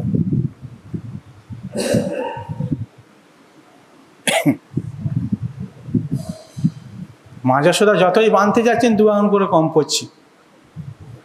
তখন গোপীগণ বলছেন, যশোদা তুমি বাঁধতে পারবে না, এই ছেলের মধ্যে এমন জাদু আছে, এ কি আমরাই ধরতে পারিনি, তা তুমি কি বাঁধবে? যশোদা বলছে, আমি তার মা যদি তাকে না ধরতে পারে, বাঁধতে না পারে, কে বাঁধবে? আমি বাঁধবই যেমন করে। প্রত্যেকটি গোপী তারা তাদের নিজের ঘরের থেকে দড়ি আনতে শুরু করলেন। যতবার জুড়ে দেয় 2 আঙুল করে কম করে। এই 2 আঙুল হচ্ছে সাধকের সাধন আর ভগবানের কৃপা। ভক্ত সাধন এবং ভগবানের কৃপা যদি একত্রীভূত হয়ে যায়, তাহলেই ভগবানকে বাঁধা যায়। মা যশোদা সাধন করছেন বাঁধবই, কিন্তু ভগবান বলছে আমি ধরা দেব না, ওই জন্য তো বাঁধতে পারছেন না। সেই সকালবেলা থেকে শুরু করেছেন বাঁধতে, লীলা চলছে, সন্ধেবেলা হয়ে গেছে, মা যশোদার কষ্ট আর কৃষ্ণ সহ্য হচ্ছে না। বলছে মা যশোদা আমাকে বাঁধবেই, এরকম প্রতিজ্ঞা নিয়েছেন। তখন কৃষ্ণ নিজেই ধরা দিয়ে দিলেন। এই লীলাগুলি কিন্তু স্বর্গের ব্রহ্মা, বিষ্ণু, মহেশ্বর তারা সেখান থেকে দেখছেন, দেবতাগণ দেখছেন। তারা মা যশোদার স্তবস্তুতি করতে শুরু করলেন। যে ব্রহ্মা, বিষ্ণু, মহেশ্বর, দেবতা, ঋষিগণ যাকে ধ্যান যোগে, আরাধনার যোগে যে ভগবানকে পাওয়া যায় না, পান না, সেই ভগবানকে মা যশোদা সামান্য একটা ক্ষুদ্র রজ্জু দিয়ে বেঁধেছেন।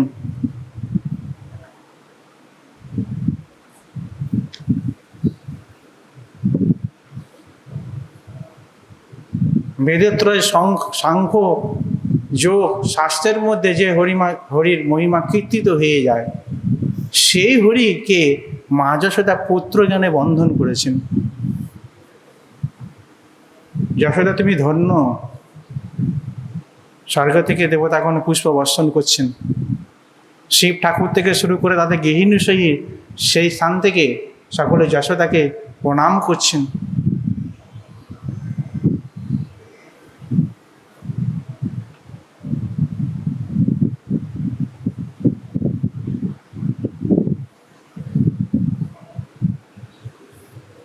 মা যশোদা কৃষ্ণকে বেঁধে ফেললেন। মাতা মোরে পুত্র জ্ঞানে করেন বন্ধন, অতিহীন জ্ঞানে করে তারুণ ভর্ষণ। বাৎসল্য রসের প্রীতি। মা যশোদা যে সে দড়ি দিয়ে কৃষ্ণকে বাঁধেননি, বাৎসল্য রসের রজ্জু দিয়ে কৃষ্ণকে প্রেমরূপ রজ্জু, বাৎসল্য রসে, যেখানের মধ্যে ভগবান আমি ভগবানের দাস, এরকম বিচার থাকবে, সেখানে ভগবানকে বাঁধা যাবে না। যেখানে মধ্যে ঈশ্বর আমার পুত্র, কৃষ্ণ আমার পুত্র, যেখানে মধ্যে কৃষ্ণ আমার সখা, যেখানে মধ্যে কৃষ্ণ আমার প্রেয়সী, এইরকম বিচার থাকবে পতি, সেখানেই কৃষ্ণকে বাঁধা যায়। ঐশ্বর্য রসে তারা কখনো ভগবানকে বাঁধা যায় না।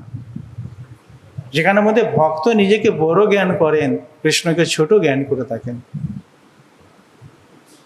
সেখানের মধ্যেই ভগবানকে বাঁধা যায়, অন্য কোনো কিছু দ্বারা বাঁধা যায় না।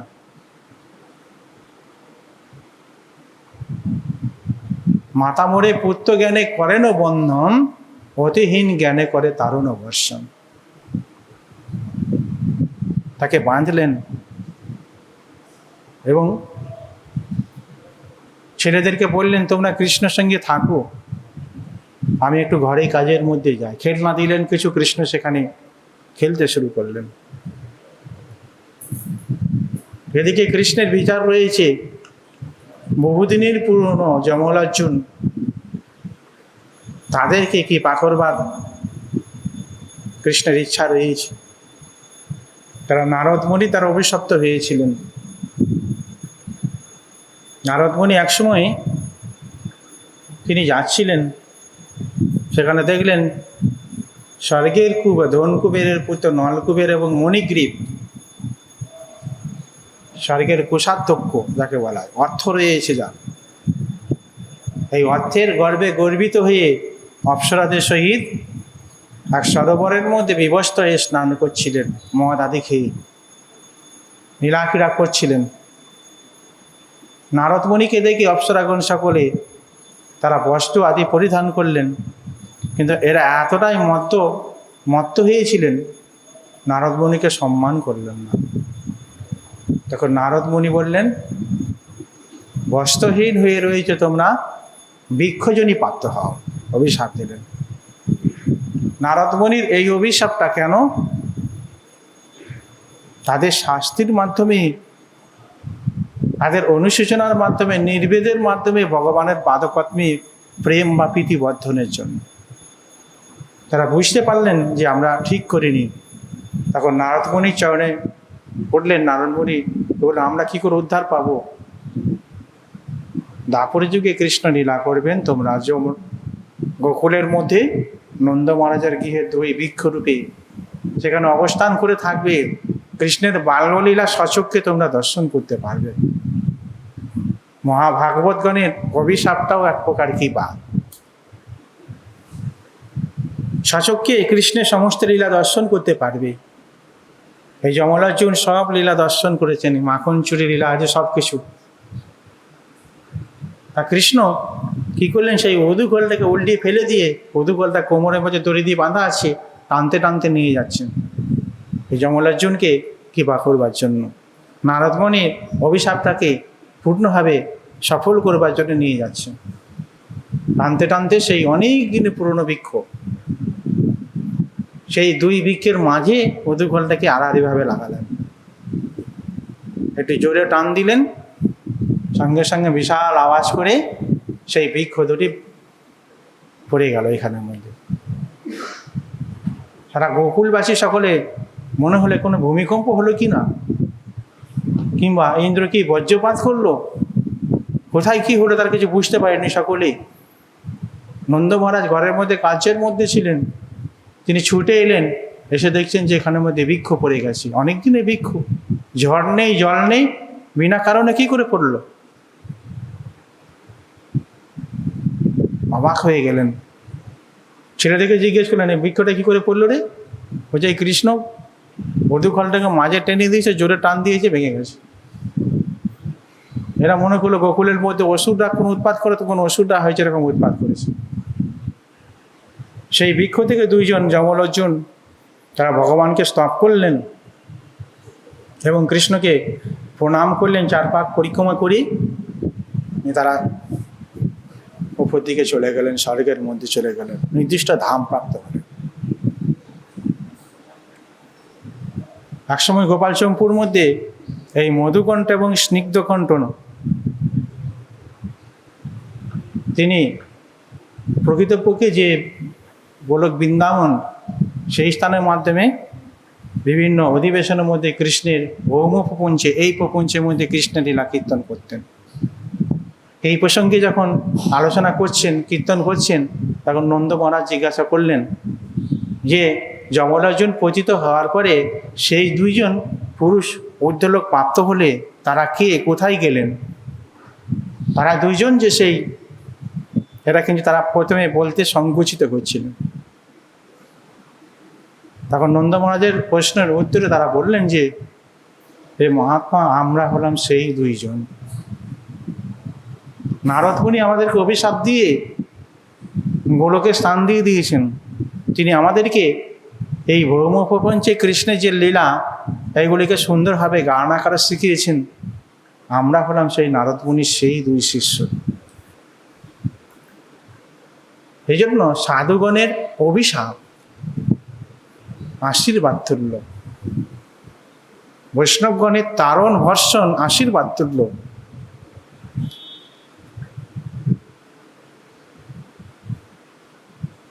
নারদমুনি এদেরকে দরিদ্র করে দিয়েছিলেন।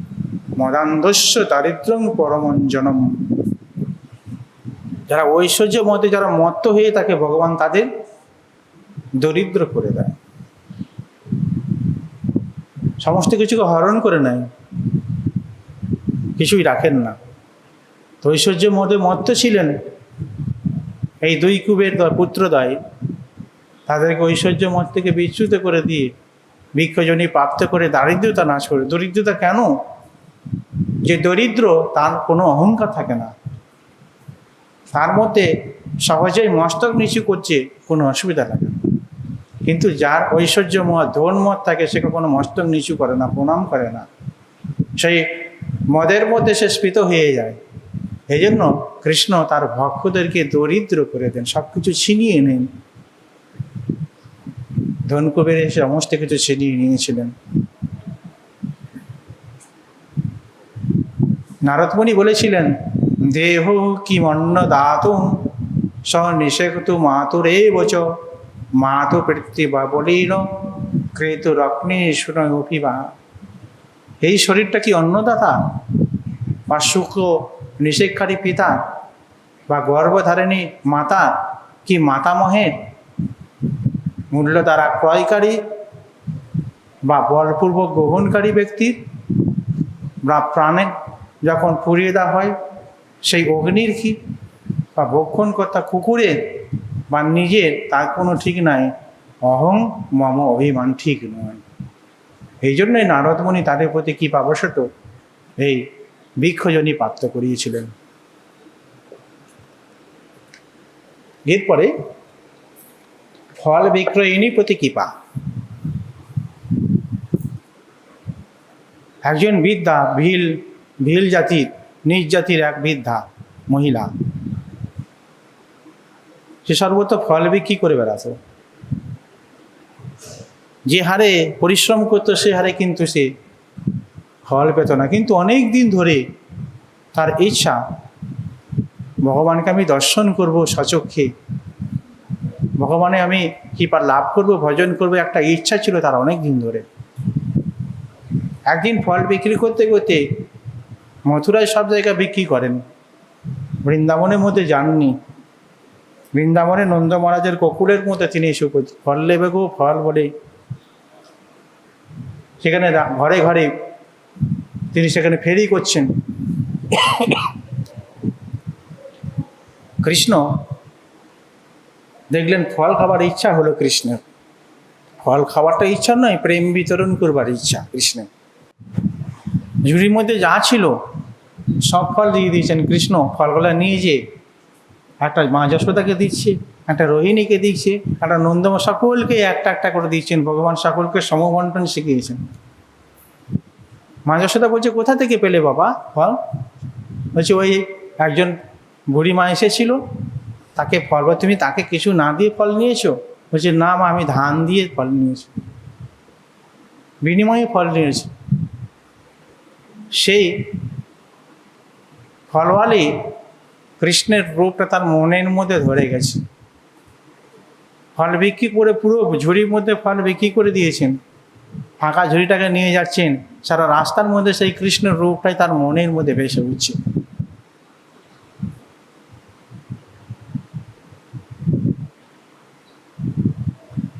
ঘরের মধ্যে গেলেন, গিয়ে ঝুড়িতে ঢাললেন, দেখছে সেখানে হিরে মণি মাণিক্য ভাড়া সব কিছু। ভগবানকে যদি সব কিছুই দিয়ে দেওয়া হয়, ভগবান নিজেকে দিয়ে দেন ফলওয়ালি। এই জন্য বলছেন, ভক্ত ইচ্ছা পুরনো ভাগ্য। সনাতন গোস্বামী পাদকৃষ্ণ নীলাস্তবের মধ্যে বল, ভক্ত ইচ্ছা পুরনো ভাগ্য। ভক্তের যেটা ইচ্ছা সেটা ভগবান পূরণ করেন। এরপরে হচ্ছে উপনন্দে একদিন বললেন যে গোকুলের মধ্যে বহুত অসুর আসছে, অনেক ক্ষতি হচ্ছে, ছেলেদেরও ক্ষতি হচ্ছে, আর গাভীগণের মধ্যে ঠিক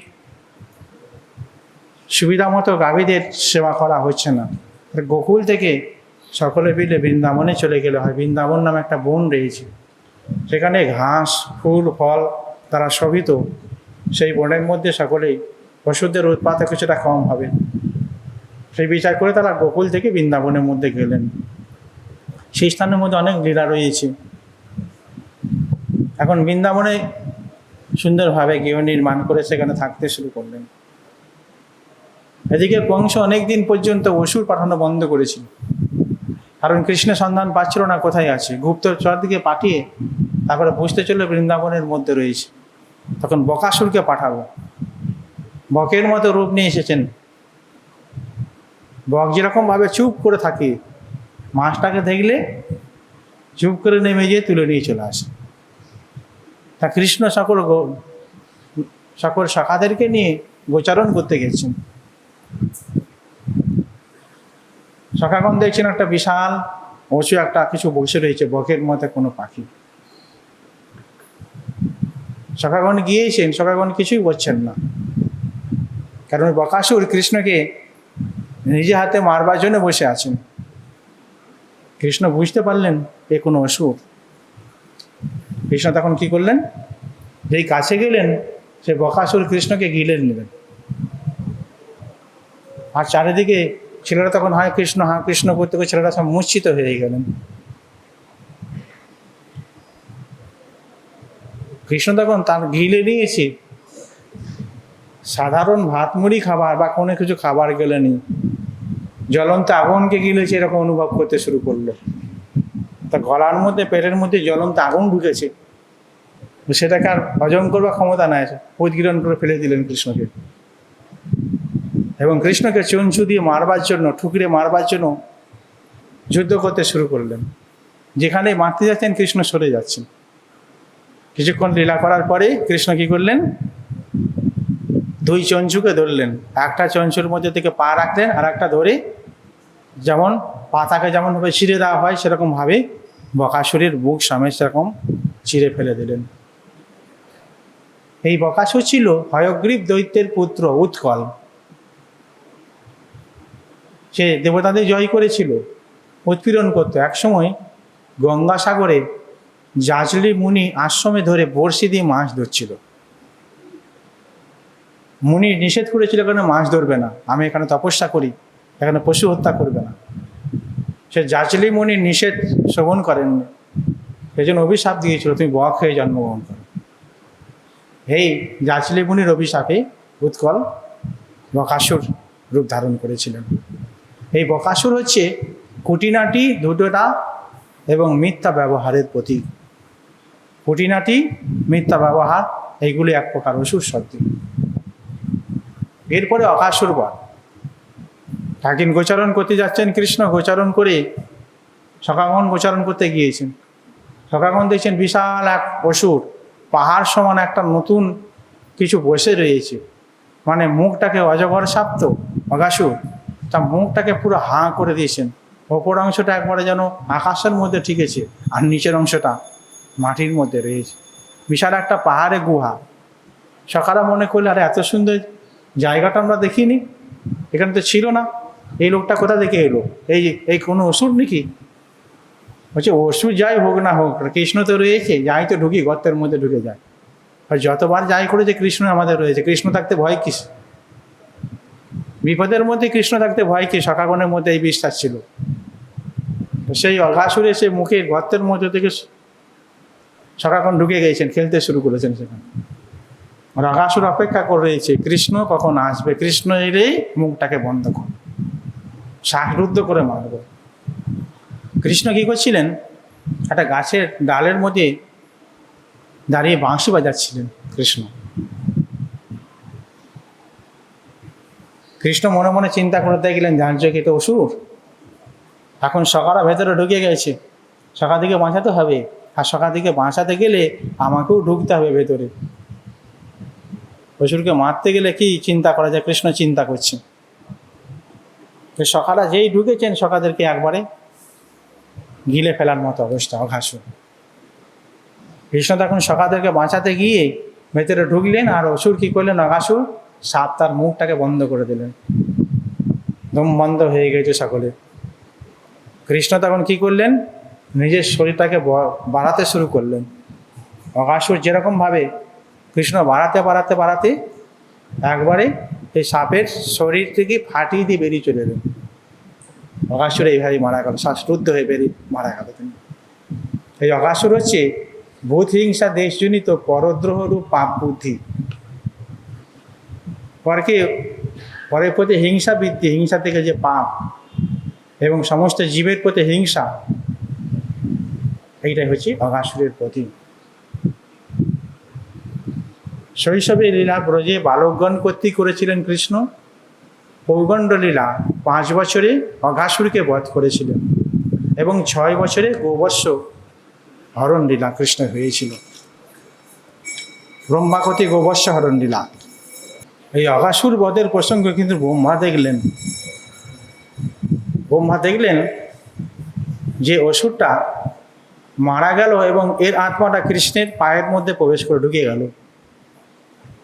ব্রহ্মা মনে মনে বিচার করলেন যে এই শিশুটা কে, কি এমন শক্তি যার জন্য অঘাসুরের আত্মাটা তার মধ্যে প্রবেশ করলো। এর আগে ব্রহ্মা ভগবানকে পরীক্ষা করতে এসেছিলেন, ওই জন্য ব্রহ্মা নিজেই ভগবানের পরীক্ষায় পড়ে গেলেন। যারা ভগবানকে পরীক্ষা করেন, ভগবানের ভগবত্তাকে স্বীকার করেন না, তারা জীবনের মধ্যে বিপদে পড়েন। ব্রহ্মার ক্ষেত্রে তাই হয়েছিল। এতবার চোখে দেখলেন তৃণাবত্তাসুর পুতনা শকটাসুর সকলকে কৃষ্ণ বধ করেছেন। ব্রহ্মা দেখলেন, দেখো ভগবানকে, এ কি ভগবান, সেরকম তার মধ্যে পরীক্ষা করতে এলেন। এই জন্য নিজেই বিপদে পড়ে গেলেন। কি হলো না, একদিন কৃষ্ণ গোচারণ করতে গিয়েছেন, বন্য ভোজন করছেন সখাদের সঙ্গে। কৃষ্ণ মাঝে বসে রয়েছেন, সকল সখাগণ কৃষ্ণকে গোল করে ঘিরে বসে রয়েছেন। সখাগণ তাদের মারা যা কিছু এনেছেন একটুকু খেয়ে বলছে, কৃষ্ণ দেখ, এটা খেয়ে দেখ, কত সুন্দর মিষ্টি। সখাগণের উচ্ছিষ্ট কৃষ্ণকে দিচ্ছেন, কৃষ্ণ সেটা খাচ্ছেন। ব্রহ্মা তখন মনের মধ্যে বিচার হলো, ভগবান আবার কার উচ্ছিষ্ট খায়নি কি, এই ভগবান কি জন্য, এখানে ভালো করে পরীক্ষা করে দেখতে হবে। 4টে মাথা নিয়েও ব্রহ্মা আবার পরীক্ষা করছেন ভগবানকে। এই জন্য কী করলেন, এই যদি ভগবান হয়ে থাকে তাহলে আমি দেখবো কী করে এদেরকে রক্ষা করে।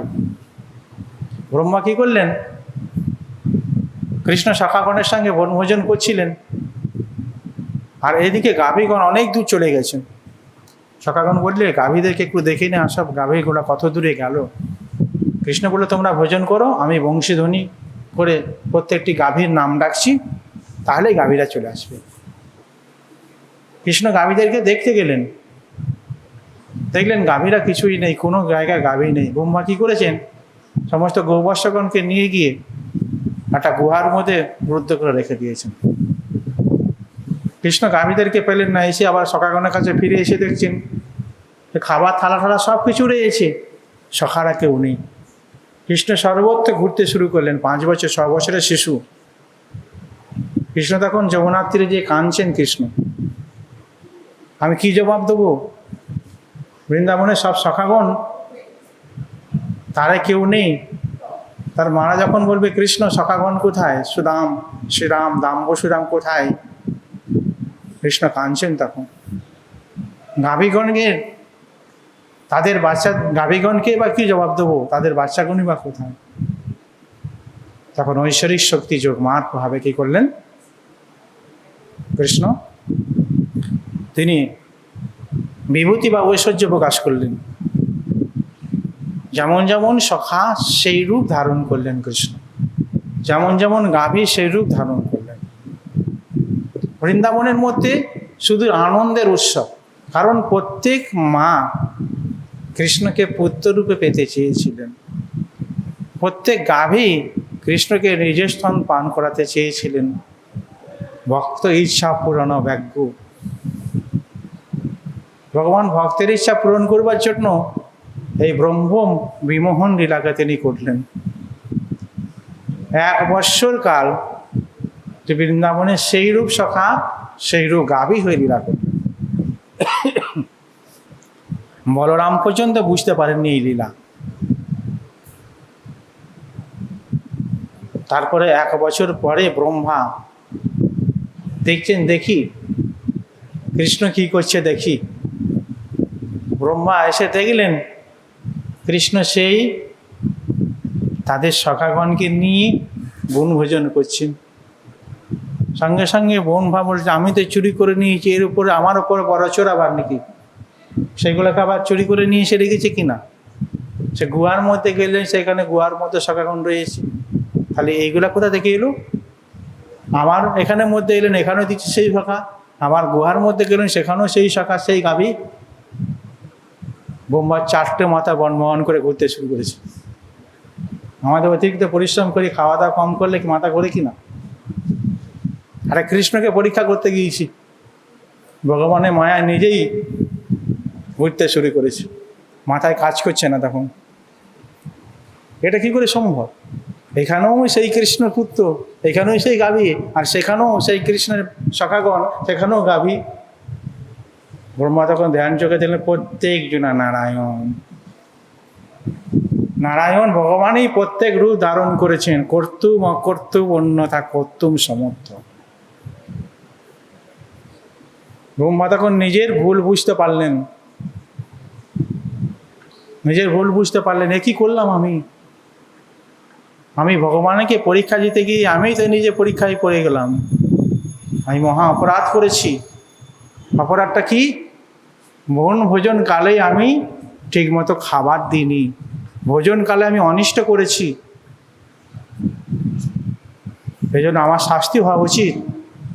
এই জন্য ব্রহ্মা কী করলেন না, তিনি সেই ভগবানের কাছে গিয়ে ক্ষমা ভিক্ষা করলেন এবং ভগবানের কাছে প্রার্থনা করলেন। ব্রহ্মা প্রার্থনা করছেন, কতগুলি স্তবের মাধ্যমে প্রার্থনা দেখাচ্ছেন।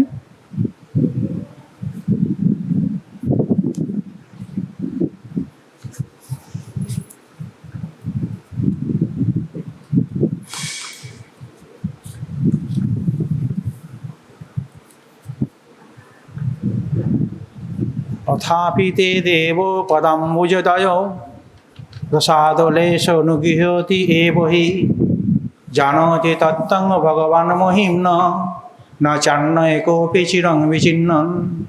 ব্রহ্মা বলছে, হে ভগবান, আপনার পাদপদ্ম যুগলে যারা কৃপা লাভ করেছেন, একমাত্র তিনিই আপনাকে জানতে পারেন। নশন্ন একবি চিরং বিচ্ছিন্নন, দীর্ঘ অনুসন্ধান করেও জগতের মধ্যে কেউ জানতে পারে না আপনাকে, আপনার ভক্তগণই একমাত্র আপনাকেই জানতে পারে।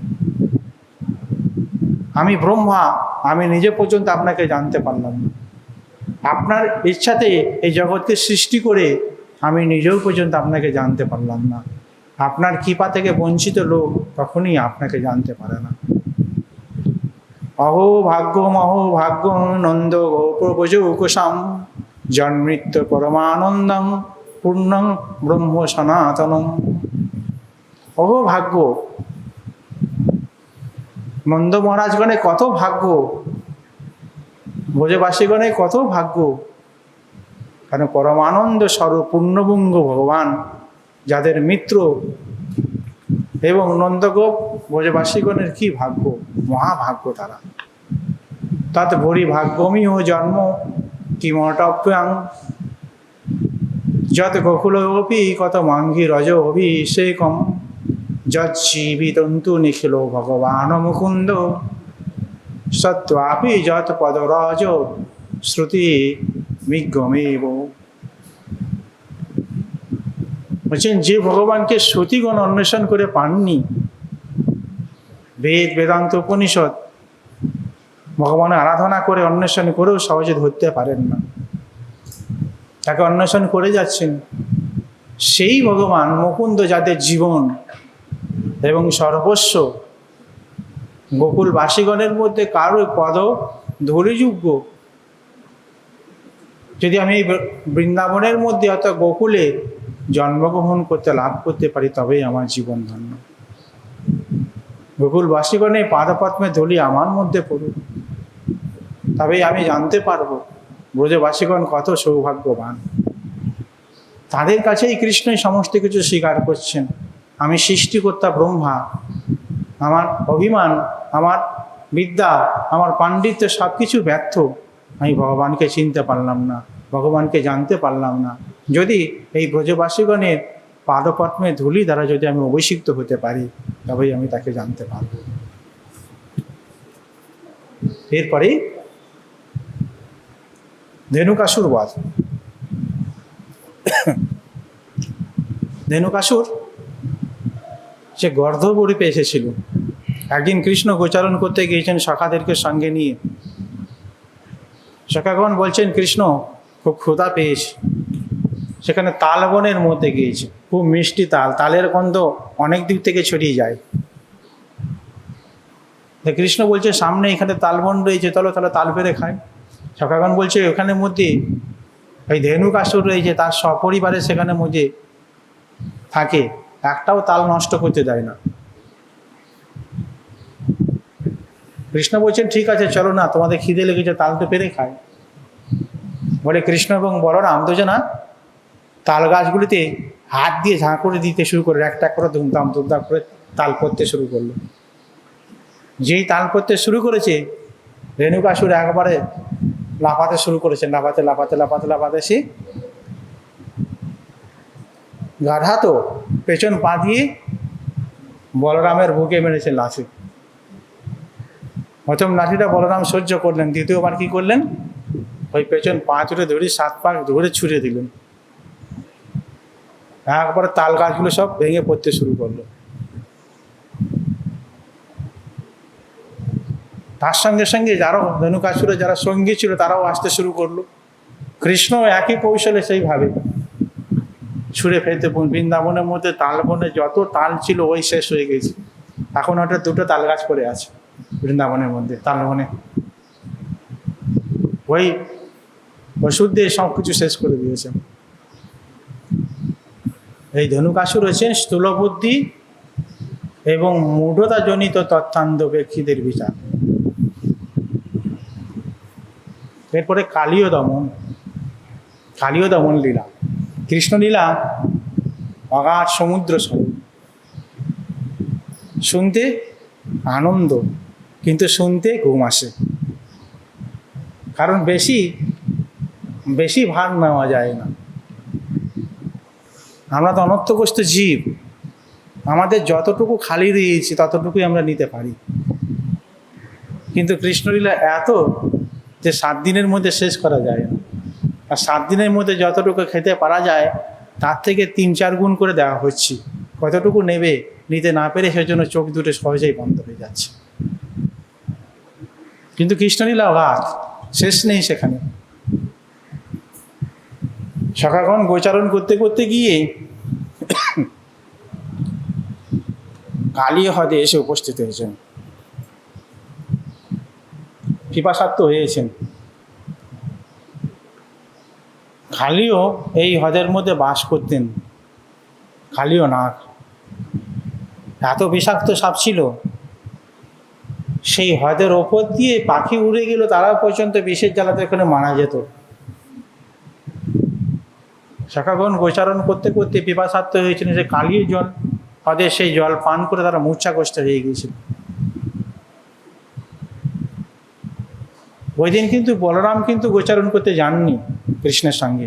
বলরামের জন্মদিন ছিল, অনেক কিছু রান্না টান্না ছিল, হয়েছিল, বলরাম আসেনি। আর কৃষ্ণ সখাদের এরূপ অবস্থা থেকে আর কালীয় নাগের বিষ থেকে অনেক জীবজন্তু মারা দেখে কৃষ্ণ বলে আজকে কালীর অহংকার আমি শূন্য করব। কালীর অহংকার ছিল, কালীয় গরুরের চরণ অপরাধী ছিল। এই জন্য কৃষ্ণ কী করলেন, কদম বৃক্ষের তলায় উঠে গিয়ে জলের মধ্যে ঝাঁপ মারলেন, যেখানে কালীয় রয়েছে জলের তলায়। একবারে কালীয় সেখানের মধ্যে বসেছিলেন সহস্র ফণা নিয়ে। যেই কৃষ্ণ প্রবেশ করেছেন, কৃষ্ণকে আষ্টপৃষ্ট করে বেঁধে রেখে দিয়েছে। আর সখাগণ সেইটা দেখেই আরও ভয় পেয়ে গেছেন। কিছু সখা সেখান থেকে উঠে মা যশোদার কাছে খবর জানিয়েছেন যে কৃষ্ণ কালীয় হ্রদের মধ্যে ঝাঁপ মেরেছেন এবং কালীয় না কৃষ্ণকে বেষ্টন করে রয়েছে। কৃষ্ণ কিছুটা বীরস আস্বাদন করবার জন্য কৃষ্ণ লীলা করছেন। মা যশোদা, নন্দ মহারাজ সকলে কৃষ্ণকে বাঁচাবার জন্য জলের মধ্যে ঝাঁপ মারতে যাচ্ছেন। সঙ্গে সঙ্গে বলরাম এসে বলছে অপেক্ষা করো, কৃষ্ণ ঠিক উঠে আসবে। বলরাম তো জানতেন কৃষ্ণ পরীক্ষা বিচার, তাকে স্টপ করালেন তাদেরকে। কৃষ্ণ যখন দেখলেন মা বাবা সকলে ভয়ে রয়েছে, তখন কৃষ্ণ তখন নিজের ভাব বিস্তার করতে শুরু করলেন।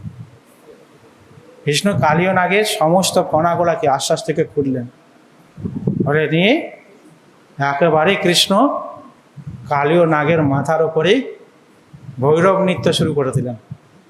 কত্থক নৃত্য, বিশালভাবে নৃত্যশীল। প্রত্যেকটি কালীয় নাগের ফণার পথে নৃত্য করছেন কৃষ্ণ। আর কৃষ্ণ নৃত্য দেখি কৈলাস পর্বতে শিব ঠাকুরও থাকতে পারেন না। ভক্তগণ ভগবানের উদ্দেশ্যে যেখানে নৃত্য হয় তারা নিজেদেরকে ঠিক রাখতে পারেন না, কন্ট্রোল করতে পারেন না। শিব ঠাকুরও কৃষ্ণের মতে সেরকম নৃত্য শুরু করে। এদিকে কৃষ্ণ কালীয় নাগের করার ওপর নৃত্য করছেন, আর ওদিকে কৈলাস পর্বতে শিব ঠাকুর নৃত্য করছেন। কালীয় নাগের মস্তকের অহংকার গর্বকে চূর্ণ করলেন কৃষ্ণ। নৃত্য করি রক্ত বমন করতে করতে মারা যাবেন, এবং কালীয় নাগের স্ত্রী নাগপত্নীগণ সকলে কালীয় নাগের কাছে এসে, এই কৃষ্ণের কাছে এসে তারা কৃষ্ণকে স্তব করছেন। তারা বলছেন, কৃষ্ণানুভবস্য ন দেব বিদ্মহি তবঙ্গিরেণুস্পর্শাধিকার যত বাঞ্ছয়া শিলোর ললনাচরং তপ বিহায় কামান সুচিরং ধৃতব্রতা। কালীয় নাগের পত্নীগণ, নাগপত্নীগণ কৃষ্ণকে বলছেন,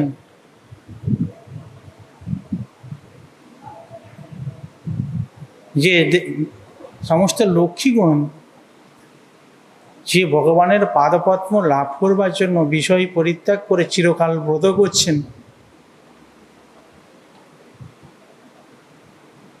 ব্রহ্মা শিব মহেশ্বর আদি যে ভগবানকে পাওয়ার জন্য লালায়িত, আমার এই স্বামী কি পূর্ণ করেছিল যে আপনি তার মস্তকের মধ্যে আপনার চরণে ধুলি অর্পণ করেছেন? কি পূর্ণ ছিল তার জন্য সে আপনি এরকম কি পা করলেন? ভগবানের চরণ রেণুকে একমাত্র বামনদেব দিয়েছিলেন বলি মহারাজকে। এই তো নিষ্ঠুর প্রকৃতির। আপনি তাকে কিভাবে কি বা করলেন, কি পুণ্য করেছিল? আমরা কিছু বুঝতে পারছি না। নাগপত্নীগণ সাষ্টাঙ্গ দণ্ডবত হয়ে করেছিলেন। আজ পর্যন্ত জগতের মধ্যে নারীদের দণ্ডবত করতে নেই। অনেক জায়গায় অনেক বিধান রয়েছে, অনেক জায়গা থেকে মহারাজ থেকে শুরু করে এই নারীরা দণ্ডবত করবে না, পঞ্চাঙ্গ প্রণাম করো, অনেক বিধান। শাস্ত্র কি দর্শন দিচ্ছে? আমরা তো শাস্ত্র দোষী, আমরা সতীর দিক। আমাদের এই শরীরটা পুরুষ নারীশ নয়, আমাদের এই শরীরটা, আমি তো জীবাত্মা, কৃষ্ণের দাস। জীবাত্মার কর্তব্য হচ্ছে পরমাত্মার সেবা করা। যারা স্ত্রী পুরুষ বিচারে দর্শন করেন তারা এরকম নারী পুরুষের বিচারটা দেখেন, যে পঞ্চাঙ্গ প্রণাম করা উচিত, সাষ্টাঙ্গ প্রণাম করা উচিত না, এরকম বিচার করেন। সাষ্টাঙ্গ মানে পূর্ণ শরণাগত বিচার। আমি যতদিন পর্যন্ত না ভগবানের চরণে শরণাগত না হচ্ছি, ততদিন পর্যন্ত ভগবানকে আপন করবে না। কৃষ্ণ তোমার হও যদি বলে একবার, মায়া বন্ধ হইতে কৃষ্ণ তারে করে পা। নাগপত্নীগণ কৃষ্ণকে সাষ্টাঙ্গ দণ্ডবাদ প্রণাম করে সব করেছিলেন।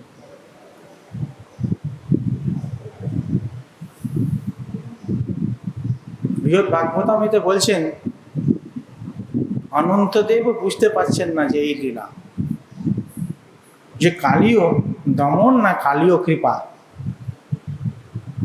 কালীয়কে তো নাশ করেননি, কিন্তু কালীয়কে কৃপা করলেন ভগবান,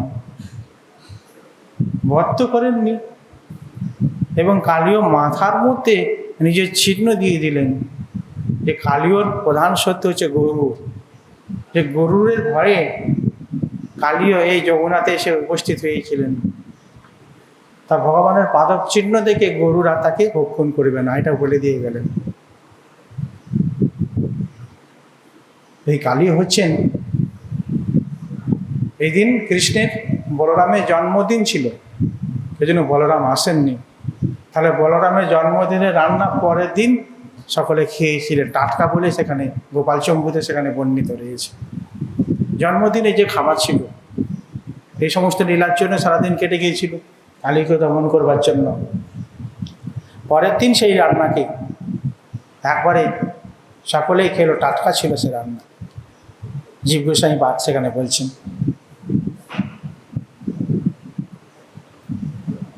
এবং এই কালীয় হ্রদের তীরেই সকলে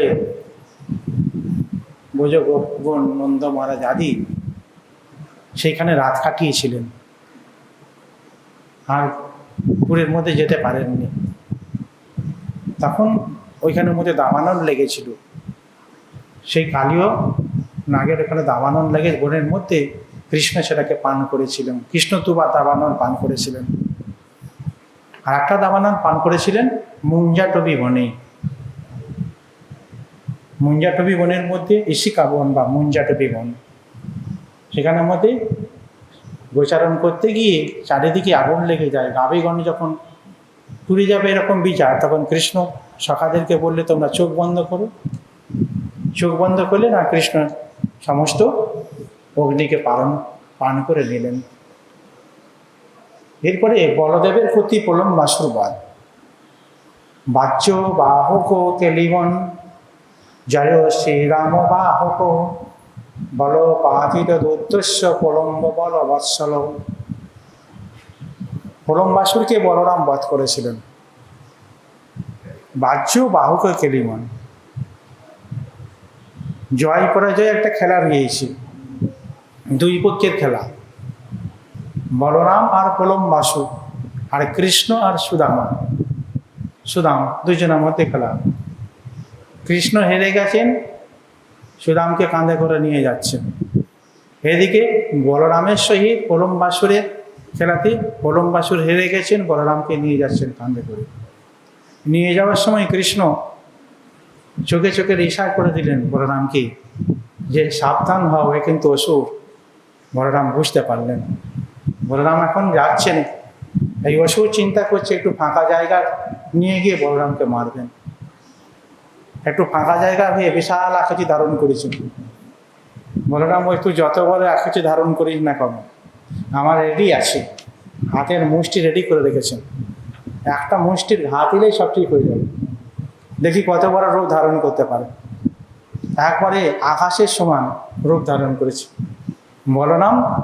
একবারে একটা মুষ্টা ঘাত মাথার মধ্যে দিলেন, ওইখানে অসুর শেষ। এই অসুর হচ্ছে সততার প্রতীক, কপটতার প্রতীক হচ্ছে এই প্রলম্বাসুর।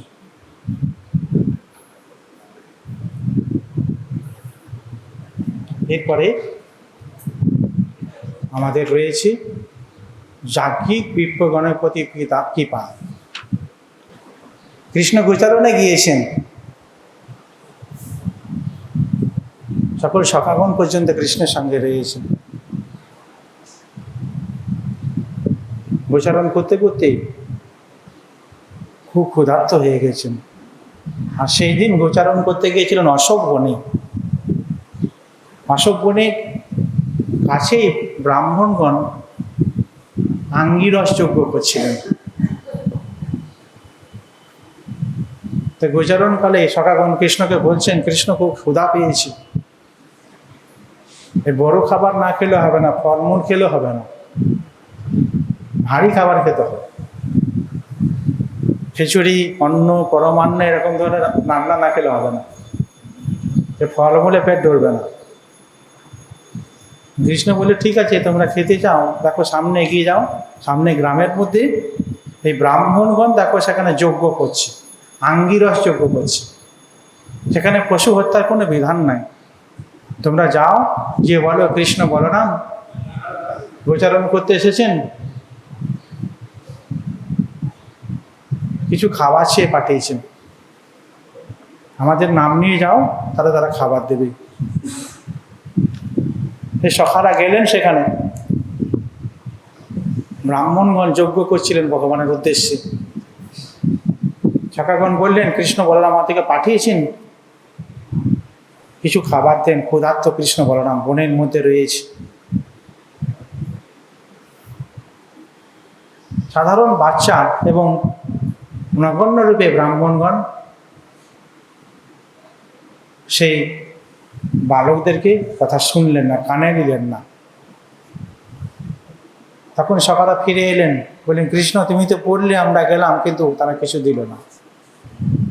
তোমরা ব্রাহ্মণের কাছে গিয়েছিলেন, ব্রাহ্মণ পত্নীগণের কাছে গিয়েছিলে? বলছে না তো। যাও, সেখানে যাও, দেখবেন নিশ্চিত আহার মিলবে সেখানে। ব্রাহ্মণ পত্নীগণের কাছে গেলেন। ব্রাহ্মণ পত্নীগণ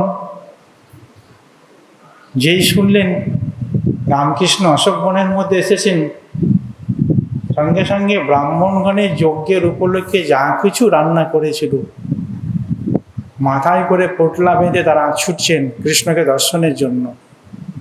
কৃষ্ণের কথা শুনেছেন, মালাকারগণের কাছে শুনেছেন, কৃষ্ণকে দর্শন করেননি। সেই কৃষ্ণ এসেছেন এই অশোক বনের মধ্যে, আমাদের কত সৌভাগ্য। তারা সব কিছু রান্নার উপকরণগুলি নিয়ে কৃষ্ণের কাছে ছুটছেন। অনেক ব্রাহ্মণ পত্নী যেতে পারেননি, তারা শরীরটাকে ত্যাগ করে কৃষ্ণের সঙ্গে সাক্ষাৎকার করেছিল। সব খাবার নিয়ে গেলেন, সারাক্ষণ পেট ভরে খেলেন, কৃষ্ণ সুখী হলেন। ব্রাহ্মণ পত্নীগণ যে কৃষ্ণ বললেন যাও তোমরা ফিরে যাও, ঘরে ফিরে যাও। ব্রাহ্মণগণ যজ্ঞ করছে, যজ্ঞটাকে তোমরা সমাপ্ত করো বলে যখন বলছেন, তখন ব্রাহ্মণ পত্নীগণ বলছেন কৃষ্ণকে দর্শন করে কি সংসারে ফিরে যেতে আছে? যেখানে কৃষ্ণ দর্শন হয়েছে সেখানে জগতের সংসার তথায় পাই করাবো। আপনাকে দর্শন করে এই মায়ার সংসারের মধ্যে ফিরে যাব, এটা ঠিক না। আপনার কাছেই থাকতে চায়। কৃষ্ণ বললেন যে সাক্ষাৎ দর্শন অপেক্ষা দূরে থেকে স্মরণ কীর্তনটা অনেক ভালো। স্বামী যখন দূরে থাকে 24 ঘন্টা ফোনের মধ্যে, খেয়েছে কিনা, পড়েছে কিনা, ঘুমিয়েছে কিনা, সব কিছু ফোনের মধ্যে কথা হয়। যখন সেই স্বামী 2 মাস 3 মাস ছুটি নিয়ে আসে, তখন স্বামীর সঙ্গে ঝগড়া হয় কি না?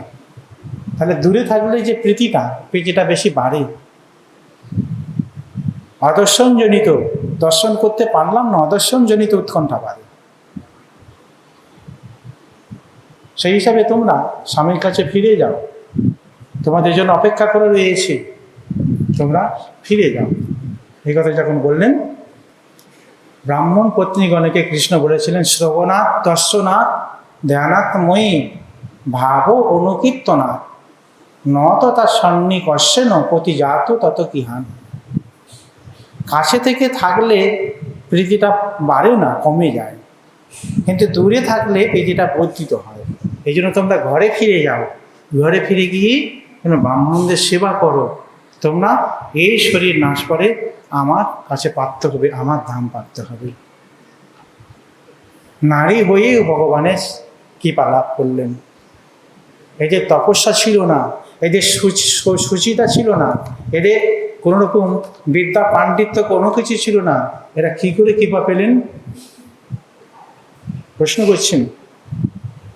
বলছেন কৃষ্ণের ভোজেতে যে মালাকারগণ, এই মালাকারগণের স্ত্রীদের সহিত সর্বদা কৃষ্ণের লীলাকথা শুনতে শুনতে কৃষ্ণকে ভালোবেসেছিলেন।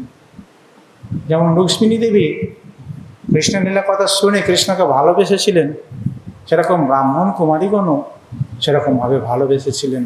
এবং সেই কৃষ্ণের প্রীতির আকর্ষণেই, কৃষ্ণের দর্শন উৎকণ্ঠার আকর্ষণেই তারা কৃষ্ণের সঙ্গ লাভ করেছিলেন। আমরা এই পর্যন্ত শ্রবণ করলাম। বিকেলবেলাতে আমরা ইন্দ্রযজ্ঞ, রাসলীলা,